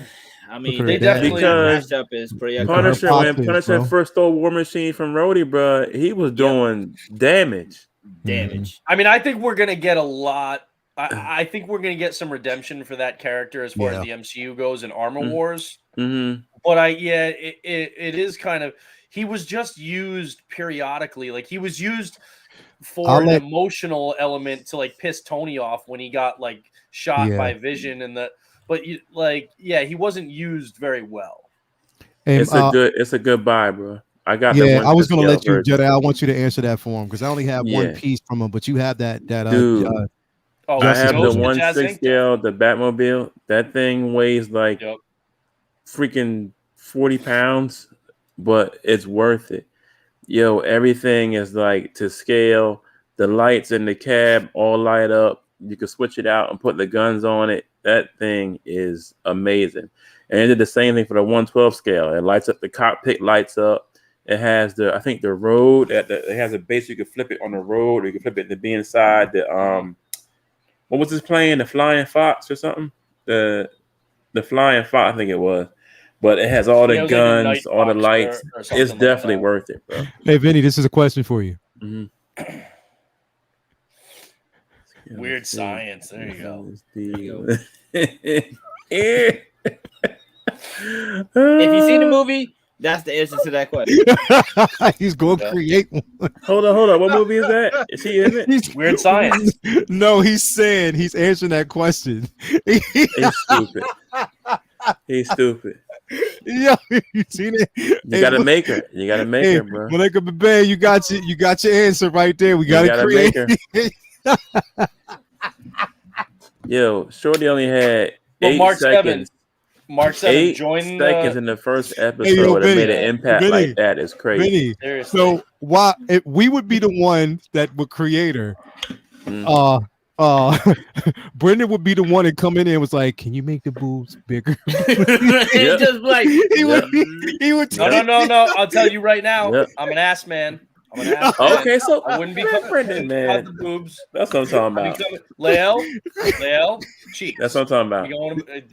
The cheeks. He said the cheeks. But Mark 7, if you're not already in there, join Yo's Facebook group. The Jazz Inc. Facebook Go group. to Jazz Inc. and join the Jazz group. Inc. on Because he's Facebook. always keeping Very you updated. communicative. Yeah. He answers questions. He posts video updates on on everything that he's Is working pre-order on. up for the new Batmobile yet? I haven't seen already it. $100. Oh yeah. And the thing is, he exceeded his expectation. First. He exceeded the order, so he's not canceling. So you can actually pre-order it. Yeah. Was it 100? Was it down again? $100 now. Yeah, $100 now. Yeah, I think it's 100. I'm doing that tonight. And he's also doing. He also even extended. You can do like a 15-month payment plan instead of just 12 now too. But definitely, like if you're not in his group, go into the group. Nice guy, bro. Questions you can ask him. He'll answer you. He tries to answer you pretty quick. Super nice guy. Yeah, definitely. Yeah, he's definitely down to earth, man. Because if you're gonna spend the money on like $1,500 on something, like dude, you want to know that you want to know that you're gonna just know that you're gonna get answers and that you're getting good quality and stuff. He will answer. That's it's that level of transparency that you for that want. John. That boy from Philly. Yeah, dude. I mean, his stuff is legit. It really is. Jazz Inc. stuff is it's definitely top notch quality, like, bro. He has top really notch good quality work. Bro. He puts pieces together, bro. If you have any piece that's messed up or got messed up, all you do is email him, bro. But send you the shit. He will also constantly make updates to things too. So if he finds out that there's like a slight inaccuracy, like there's something that he didn't have, like concept design wise or whatever before, and he gets his hands on it from Warner Brothers, and he'll copy and fix it. Then he will fix that. He's constantly updating it. Whereas it's like, this isn't a knock on Hot Toys, but like when Hot Toys, like they have their thing locked and then the production and stuff, they're not tinkering with it after a certain point. He will be right up until the line. He will be making improvements, doing things. He even said that like there were like guys that were on set that helped build the Batmobile that were telling him they specifically, because he had like red and blue flames in the Batmobile from the 2022 version, and that he said they very specifically told him like they really did everything they could to make sure it was only blue flames, solid blue flames. And so then he went and he adjusted that. So like he wants it to be as accurate as possible. He doesn't want there to be another product out there on the market that is more accurate than his, and he will go nuts to make that happen. You saw how he added the mud to the Batmobile? It was supposed to be a clean version. Then the guys were telling him about the mud. Yep, and like, so then he ended up doing 2 versions. That, bro.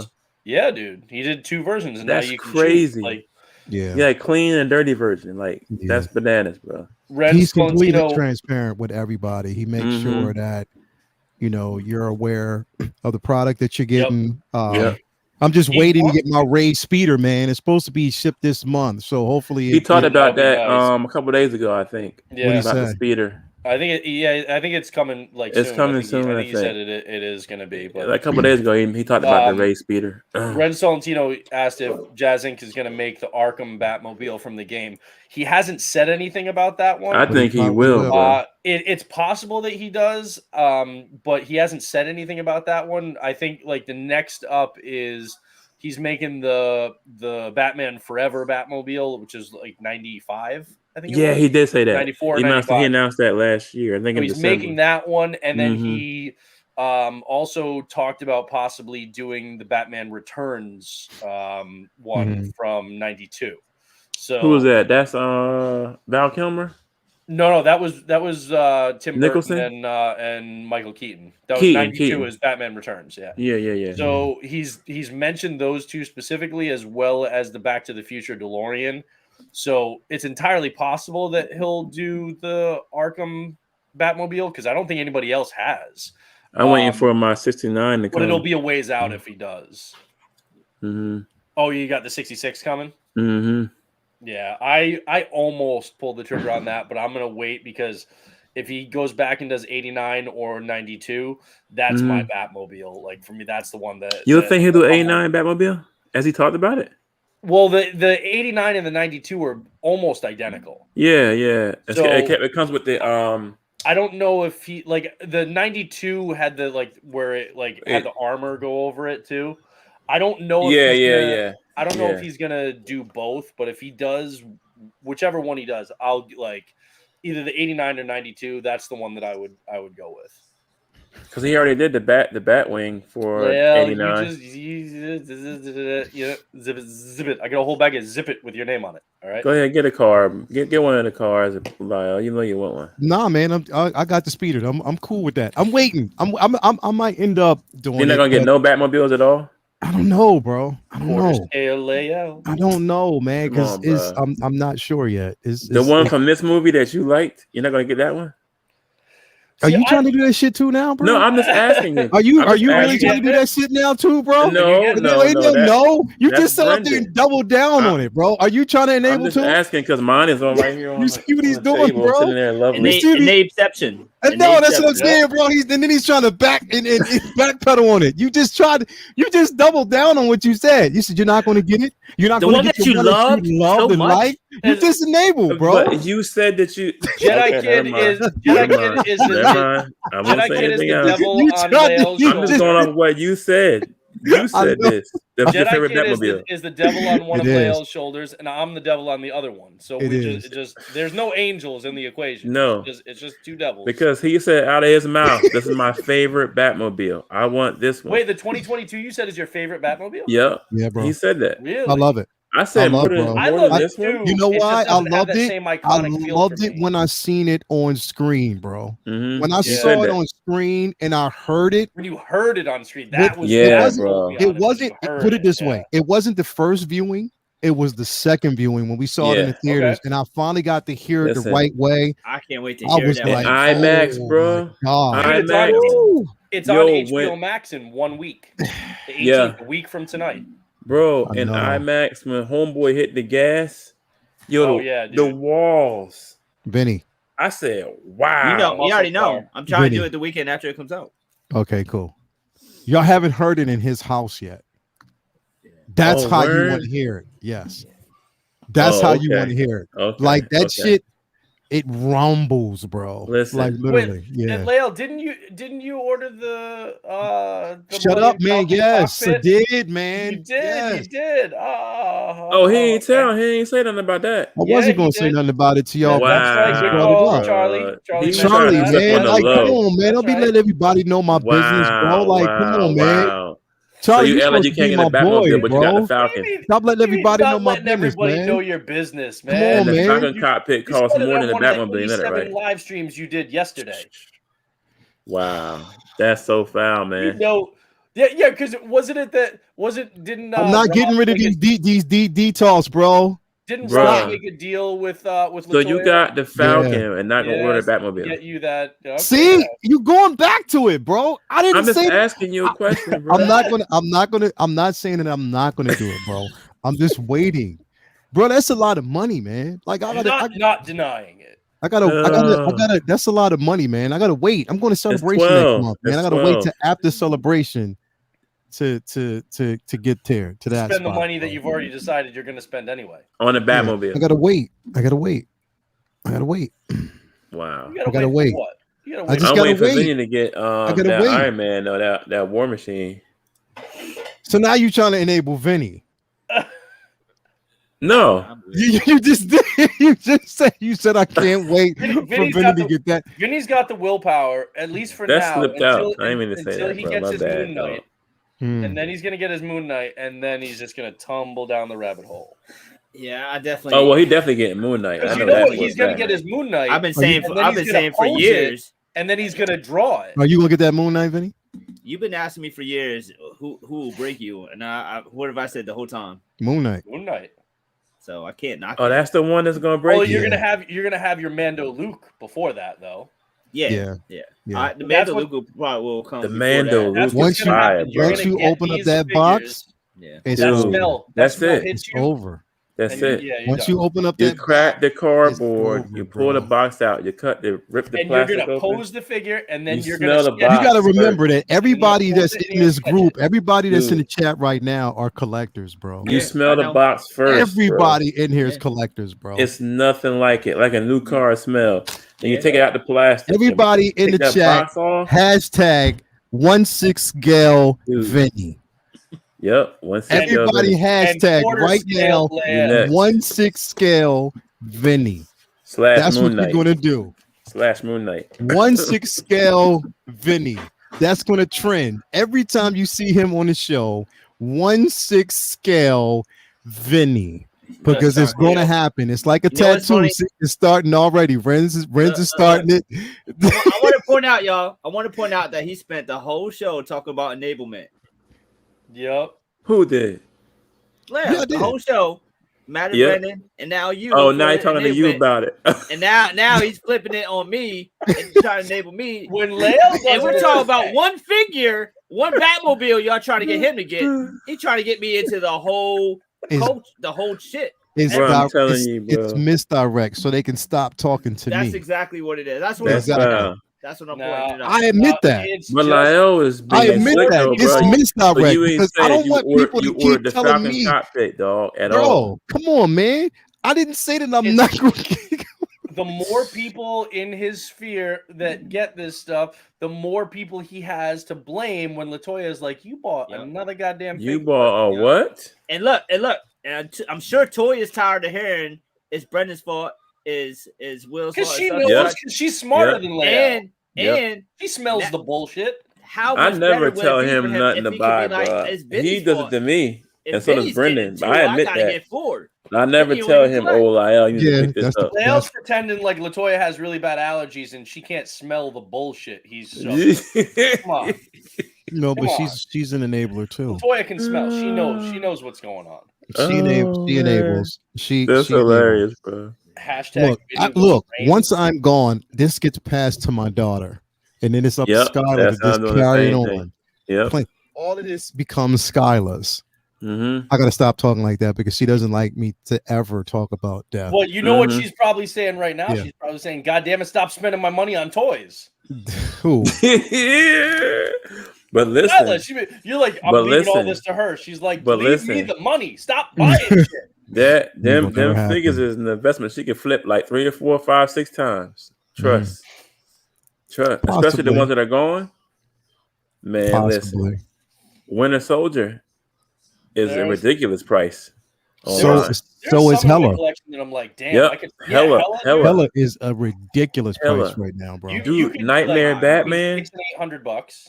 What'd you say, bruh? Nightmare Batman. Even the one before this one that's coming out, the junk is still $580, $570, $560 for Nightmare Batman. So come on, man, dude. Netflix Daredevil and Punisher. Yeah, those ones. Like there are a lot of figures that will go for a fair, but yeah, Hella is definitely up there. Hella's a big one. Hella's one, and I'm glad I got that. I wasn't going to buy that scale Vinny. All scale Vinny. Oh shit. The whole scale. Yeah. I have the 2012 Hulk. That'll go for like $700-800 right now. The 2012 Hulk. Yep. That was the best one. That was the best one, bro. That was the best one. Mine came with the Gladiator one from Ragnarok is great, but if you want a classic look, not with like the war paint and then the 2012 is the 2012 is the best, bro. Yeah, and it came with like the bars, like the bent, like the it had the bars that he had bent or something like that. The Age of Ultron one. The skin was a little too yellowish for me. I wasn't really. Yeah, why did they do that? Made it like lighter or something. But also, this one, the 2012 one, had like the pants, like the kind of purplish. The real pants. They looked more like the classic versus the Age of Ultron had like the tight kind of like. I turned mine into hashtag new box smell exactly, bro. The Ed Norton one. Tell you, Vinny. Why'd you get that box open? You smell that first figure? There's a dude that does really good customs. My homeboy did the 2 customs for me for the Ed Norton with him. I'm telling you, bro. Grimacing and with the regular face. And I got the blue jeans with it and the ripped up gray shirt he had on. Bro, I love the Ed Norton version, but them two are my favorite versions. They all have their own like ups and downs. Like the Age of Ultron one is still good, especially if you got the deluxe that has like the swap out torso. For me, it's just the coloring and then the pants. Yeah, I just liked a lot better on the 2012 version. Yeah, me too. Dude, open there the it goddamn box already. I want to see it, bro. Nah, we got a super chat. We got this a $7.99 super chat by Ashley. Just unboxing in-game Captain Marvel. Smell. I was so glad to get that Captain America, bro. Yeah. No, he's talking about Captain Marvel. Yeah. Oh, Captain Marvel. Oh, yeah. For Endgame, I love the design of that way more than from the Solo movie. Yeah. The new design is better. I got rid of that movie one. I got the new one. Yeah. Yeah, the new one from Endgame. Yeah, that's a good figure to get. That's my favorite one now. I don't even like the look at the face, but it's a good figure. And now there's just one figure left from that movie to actually come out, and it'll be complete. But Jesus, what's that? It's taking forever. Loki, the 2012 Loki, they still haven't put it out yet. But they got it. That's they the put only out one that has not been released yet. Yeah, that's the only one they're waiting for, and it's been pushed till I think June. Why? Only one. But I don't know. I don't know if they're working on the head sculpt or not. But it's basically been pushed. Oh, that's stupid. Yeah, it's I didn't know that movie came out like 3 years ago. I got all that. I got the whole set now. Iron Patriot, all of them now. That's the thing. It's like Hot Toys. You realize that like Q4. They said Q4 2022. Yeah. When a property's been out for like 2 or 3 years, people are excited about new shit by the time you actually put out right here. It's like you gotta close that window down. It's they don't do that, bro. I don't know why. I didn't get the Professor Hulk, and Loki is the one I'm missing from 2012 one, but I didn't get the Professor Hulk. I just didn't like. I have it because for completionist for like the whole game. Although actually, technically, it wasn't completionist because I didn't get Iron Patriot. But I wanted the Hulk for my display, so I got it. It's a decent figure. He's just so small, dude. Like if you don't like the iteration of the character from the movie, I totally get that. Yeah. I wanted to figure that the head sculpt, like it looks really, really good. It's just I understand if people don't like what they did with the character. The sculpt on it is pretty good though. The sculpt on it is really good. So I got it. I'm happy to have it, but it's not like one of my like I'll never get rid of this figures, you know. Yeah. But yeah, I'm glad I have it. But I didn't get Iron Patriot. Maybe someday I pick it up because it'll be, you know, if I can get it on the cheap. But I don't know. They made so much of it, man. You can still get him cheap though. Yeah, I didn't like the coloring, to be honest, in the armor. The off blue, off red, off silver. Yeah. I did not like the coloring of it. And I like the Mark 6 armor of War Machine much better. Yeah. So that's what I went with. I only need that one as far as like I've got Rhodey in my endgame display just as one, which I got Rhodey. Yeah, I've always preferred War Machine over Iron Patriot anyway. So you know I'm okay with not having that, but yeah, I don't know what the hell they're doing waiting on. Are you gonna get the shout out to Cuervo 383, man? Thank you for coming back, man. It's been a while since we seen you, bro. Welcome back. The Green Goblin. Oh, Green Goblin from No Way Home. Yeah. I'm holding out. I'm not really pre-ordering anything. I'm holding out for the purple hooded version. If there's rumors, are they gonna do that? If they put that out, I will get it. Yeah, because I got the one from was it Toys Era? Hey yo, why is this box so heavy, bro? What's in it? I don't want to open it yet because I'm tired. I'm going to bed. But why is it so heavy, bro? The base is big. The base is big. The base is big, and it lights up, right? Yeah. So the base is big, and then you also have the because he's right behind me. You also have the pram or whatever it is for Grogu in there, and then you don't realize how big the actual figure is until you actually open the box and you realize, dude, it's huge.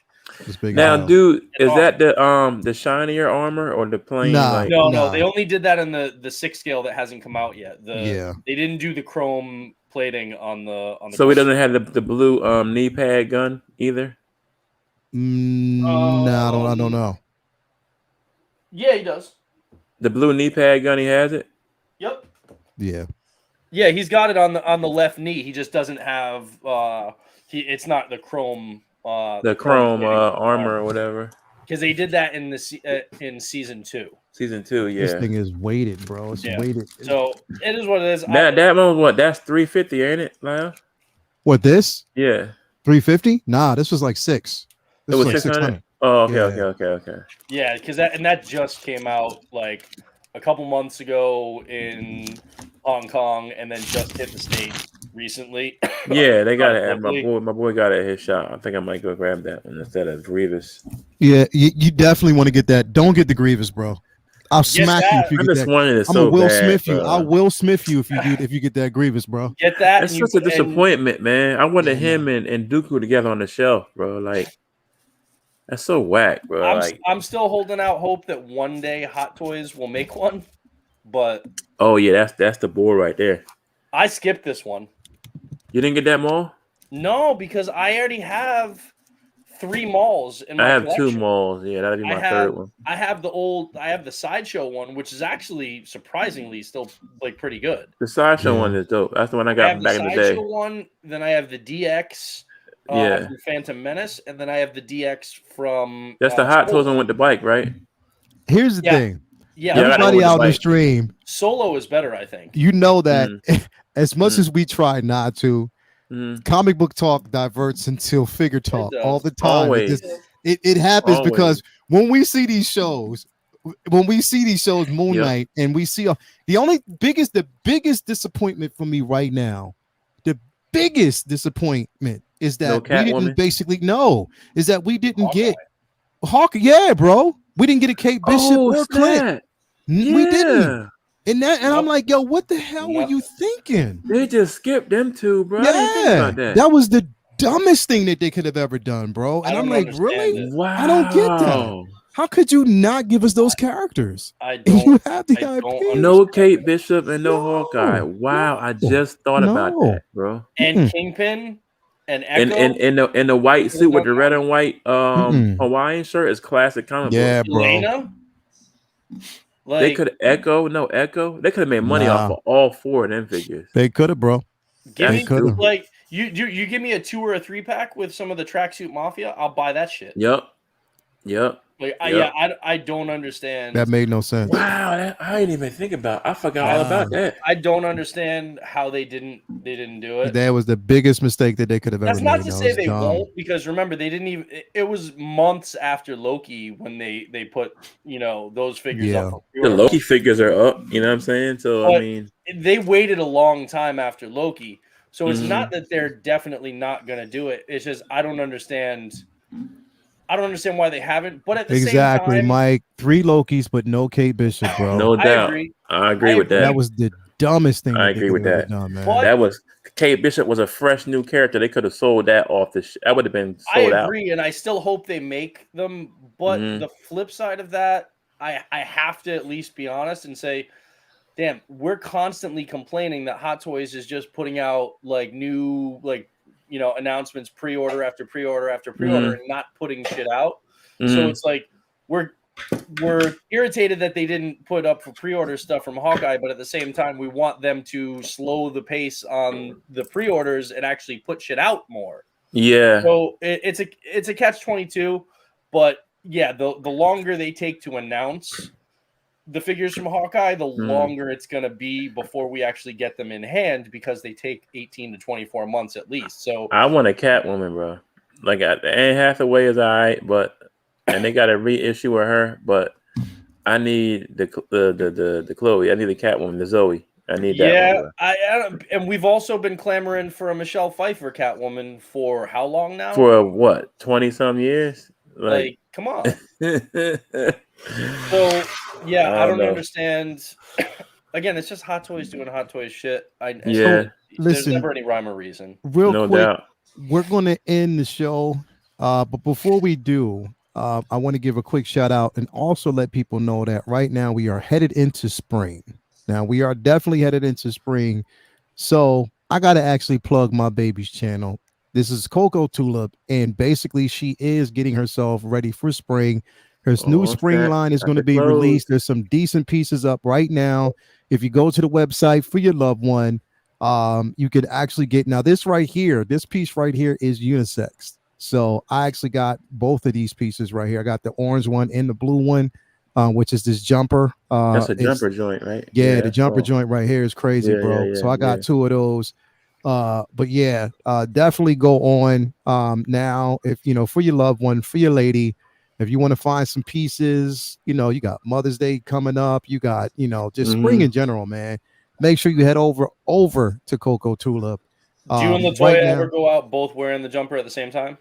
No, but I think color. she wants to. I wear a different color. I think she wants to. On, you got to do it. Yeah, we might do it. We might do that. And then you both got to be chewing double. Yeah, but here's the thing. Jeans on here Mark 7 made a joke about me, Vinny.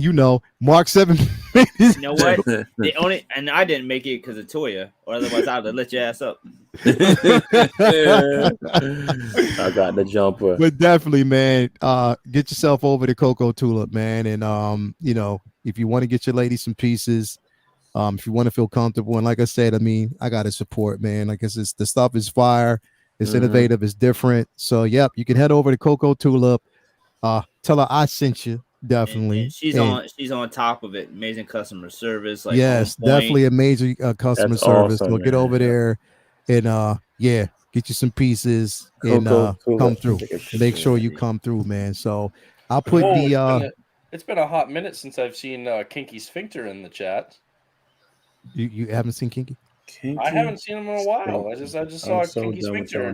Kinky's been in here. He's always in here every so often. Maybe I just haven't been paying attention as much. I don't know. And if Kinky Sphincter has to go to any formal, upscale events, well, Coco Tulip for all your needs. Cover up that ass. Straight up. I just put the link to the actual page. The link is actually in the chat. So if you want to actually go to the page, you can just click on that link. It's there for you to actually see. So there you go. But then again, yeah, man, thanks everybody for a great show tonight. It's been it's eventful. We talked about Moon Knight, and then we started talking about 6-scale figures in the brand new smell, and also Vinny. Again, hashtag 1/6 Vinny. 1/6 Vinny. Make sure you do so. But yeah, man. So Brendan, what you got coming up, bro? What you got coming up next besides some sleep? Oh, dude, no, I'm not even gonna be able to sleep. I have too much editing, too much work to do this week, and then comic books and Moon Knight on Wednesday, dude. That's gonna be my little respite. Obviously Moon Knight. Also on Wednesday, the big one that I'm really looking forward to is Elektra number 100, which is a one shot. It's not consecutive, but they're calling it Elektra 100 because it's the 100th issue that will have her name as the title, even though it's not a consecutive run. And that's gonna again tie in with like the Devil's Reign Omega that's gonna be coming out soon, but it's basically gonna be kind of setting the direction for her and Matt Murdock moving forward after Devil's Reign. It's gonna be setting up some really cool stuff with her past. They're essentially kind of starting an organization called the Fist, and I think are on a collision course with Frank Castle. So I'm really looking forward to that one more than anything. And then there's the new issue of the Peggy Carter miniseries. There's the new issue of the Miles Morales What If, but to be perfectly honest, I really don't dig that writer. I haven't liked his stuff, and that first issue was doo-doo stew, so I'm going to read it, but I'm not too excited about the next What If for Miles Morales. But it's basically that and the and Moon Knight on Wednesday, and then I'm just going to try and keep reading books and maybe get back on my PS5 for a little bit and play Horizon Forbidden West. That's pretty much it, if I have time. If you have time. Anyway, if you haven't already, man, make sure that y'all actually get over and support my guy. And that's Max Effort. What is it? It's Max Effort. Max Effort Collector and Maximum Will Riley. on maximum effort and Real Raleigh on Instagram. So make sure that you actually get over there and support Jedi Kid, Jedi Pimp. What you got going on, brother? I'm trying to buy one of Vinny's paintings real quick right now, actually. I am waiting for figures to come in. I have to go to the comic store tomorrow to get some of these books. You said, I want to say Ghost Rider's back, right? Johnny Blaze? Yep. So I'm going to go tomorrow and grab them. The second issue came out last week. Last week? All right, so I'm going to grab them 2 books tomorrow. Getting the house ready to get sold. That's still doing that. And you got the other crib? You already looked at the other crib? You already got the other crib? Yeah, we probably be out of here by July. Hopefully by July. Okay. We'll be moving into the new house. So I can't wait for that. I have more space for if you ain't already got enough space, bro. For this. I can't wait, bro. Yeah. So, but that's it, bro. That's it. He's trying to get a 1/1 scale Batmobile in there. Yeah, dude. If I get a 1/1, Jazz ain't he's gonna drive it in the basement, bro. Yeah, he's gonna get the turnaround joint when he pulls in and it turns around so he can face out. If Jazz ain't makes it, I'll go for it. Because Hot Toys won't. So hell yeah. But if you haven't already, get over to Jedi Kid Master Maybe G Queen on Studios Instagram. will, dude. Make sure you actually follow. Queen Studios is doing life-size Spider-Man, life-size Mark 85 Iron Man, life-size. Yo, was that them with the Iron Man, with all those Iron Men? Yeah. It's like, I seen like 4 of them in a room. That was Queen Studios? Which one? The one that was spinning? Bro, they had. I'm not sure if that one was Queen Studios, but I know Queen Studios is doing a life-size Mark 85 and a life-size. They had a picture of their, I guess their studio where they're working on them. But they had them like an assembly line in a row. Dude, I'm like, what the hell? The Iron Legion. I think it's something like 8,000, 10,000. They're bro. Expensive, but they're making life-size Mark 85. They look amazing. Mm-hmm. Wow. Oh, that's the thing too. Is I have my 6-scale Kotobukiya classic Iron Man statue that should be here in the next couple of days. So I'm psyched. What armor? I think technically, because it's old school. I don't know. It's very, very low numbers. I can't remember. I don't think they actually numbered it. Okay. Piece, so I'm not sure which one it's like the Mark IV and another one kind Mark of Mark IV is what the It's very, very similar to the one that Hot Toys is putting out later this year, minus the plastic shield like over the torso. So it looks like that. It looks like the old school, like Alex Ross style. Yeah. And yeah, it just finally released. I've been waiting for that one forever. It's 6-scale from Kotobukiya. Didn't Hot Toys announce that last year? The old school Iron Man, the comic book looking one? Yeah, and that's coming out later this year, but that's a 6-scale figure. This is a 6-scale statue. They getting a statue. Yeah, a lot of statue companies are doing 6-scale statues so they can fit in with people's like Hot Toys display. PCS is doing a Spider-Man and a Miles Morales from the video game. XM has the DC Rebirth line. I've got the Green Arrow one coming soon with the beard. And then with the beard, was it somebody else? I think it might be PCS too. Also has the like the Magneto coming. Kotobukiya has a Cable coming that was designed by the Kucharik brothers.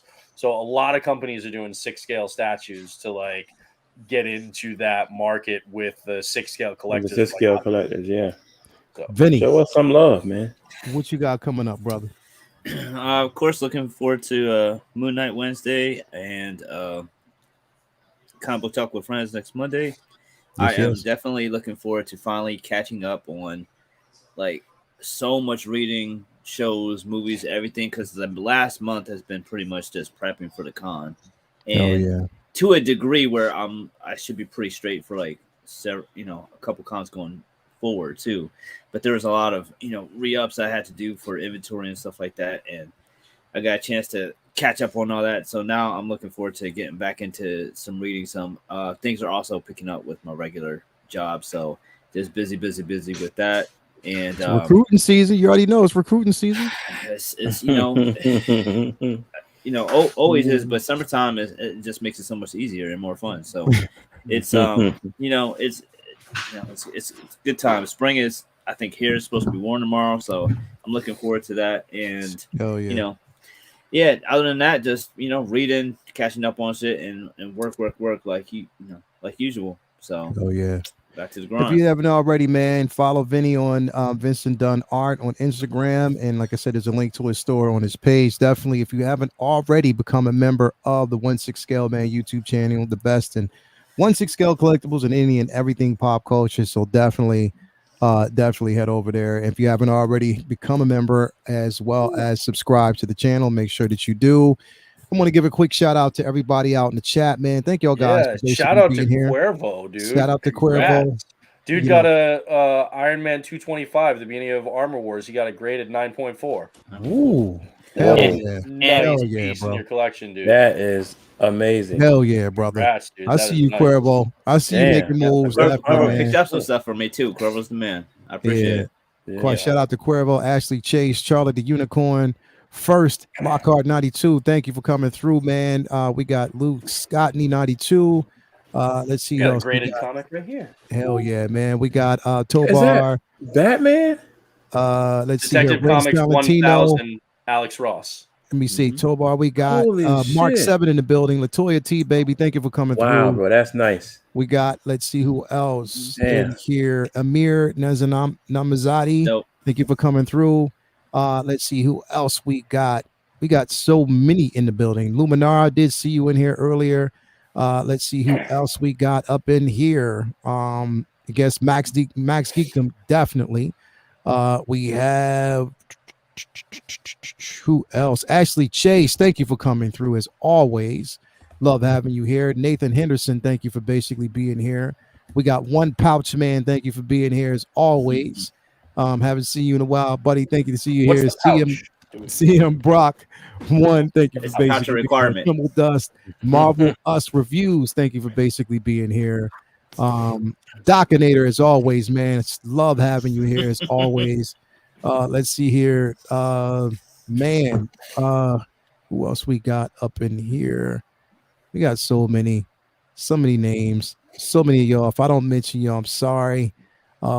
It's late. I'm tired. I'm taking my ass. Lizzie Venus is in the building. Everybody, and also everybody in the chat, and anybody who's actually a member of the group. This week, we will basically have an impromptu meetup. I'll actually send out the links to members. It'll probably be broken up between members. I have the first group, second group, just a meetup. So we can basically say hi, chat, just talk about things behind the scenes, what's coming up. So basically just to let you know that, that will be coming up. I'll let you know. Also just ideas shared. There will be some giveaway stuff, coming up pretty soon. So stay tuned for that. So thank you for being here. It's a sign up session for people to get more, for Lael to get more people he can blame for enabling it. It is pretty much. It is. Put your name on the list. Yeah, exactly. Because I'm blaming all y'all. I'm putting cases on all y'all. Skylar, baby, thank you for being here. I cannot wait to see my baby girl this weekend. Let's see who else we got. She's busy working all the time. So proud of her. Let's see who else we got in here. Man, listen, if I haven't Olf Skywalker's in the building. Thank you for basically being here. Let's see here. Who else do we got? I did see Riley in the building. Thank you for coming through. Justin McFly is in the building. Windman 42, my guy. Thank you for basically being here, man. Let's see here. Justin McFly. Who else was in here? We had quite a few. Listen, if I haven't mentioned your name, it's all love. Can't wait to see you. Anakin's twin. Thank you for basically being here. Yes, if I haven't mentioned your name, you were here in spirits. We do love you guys.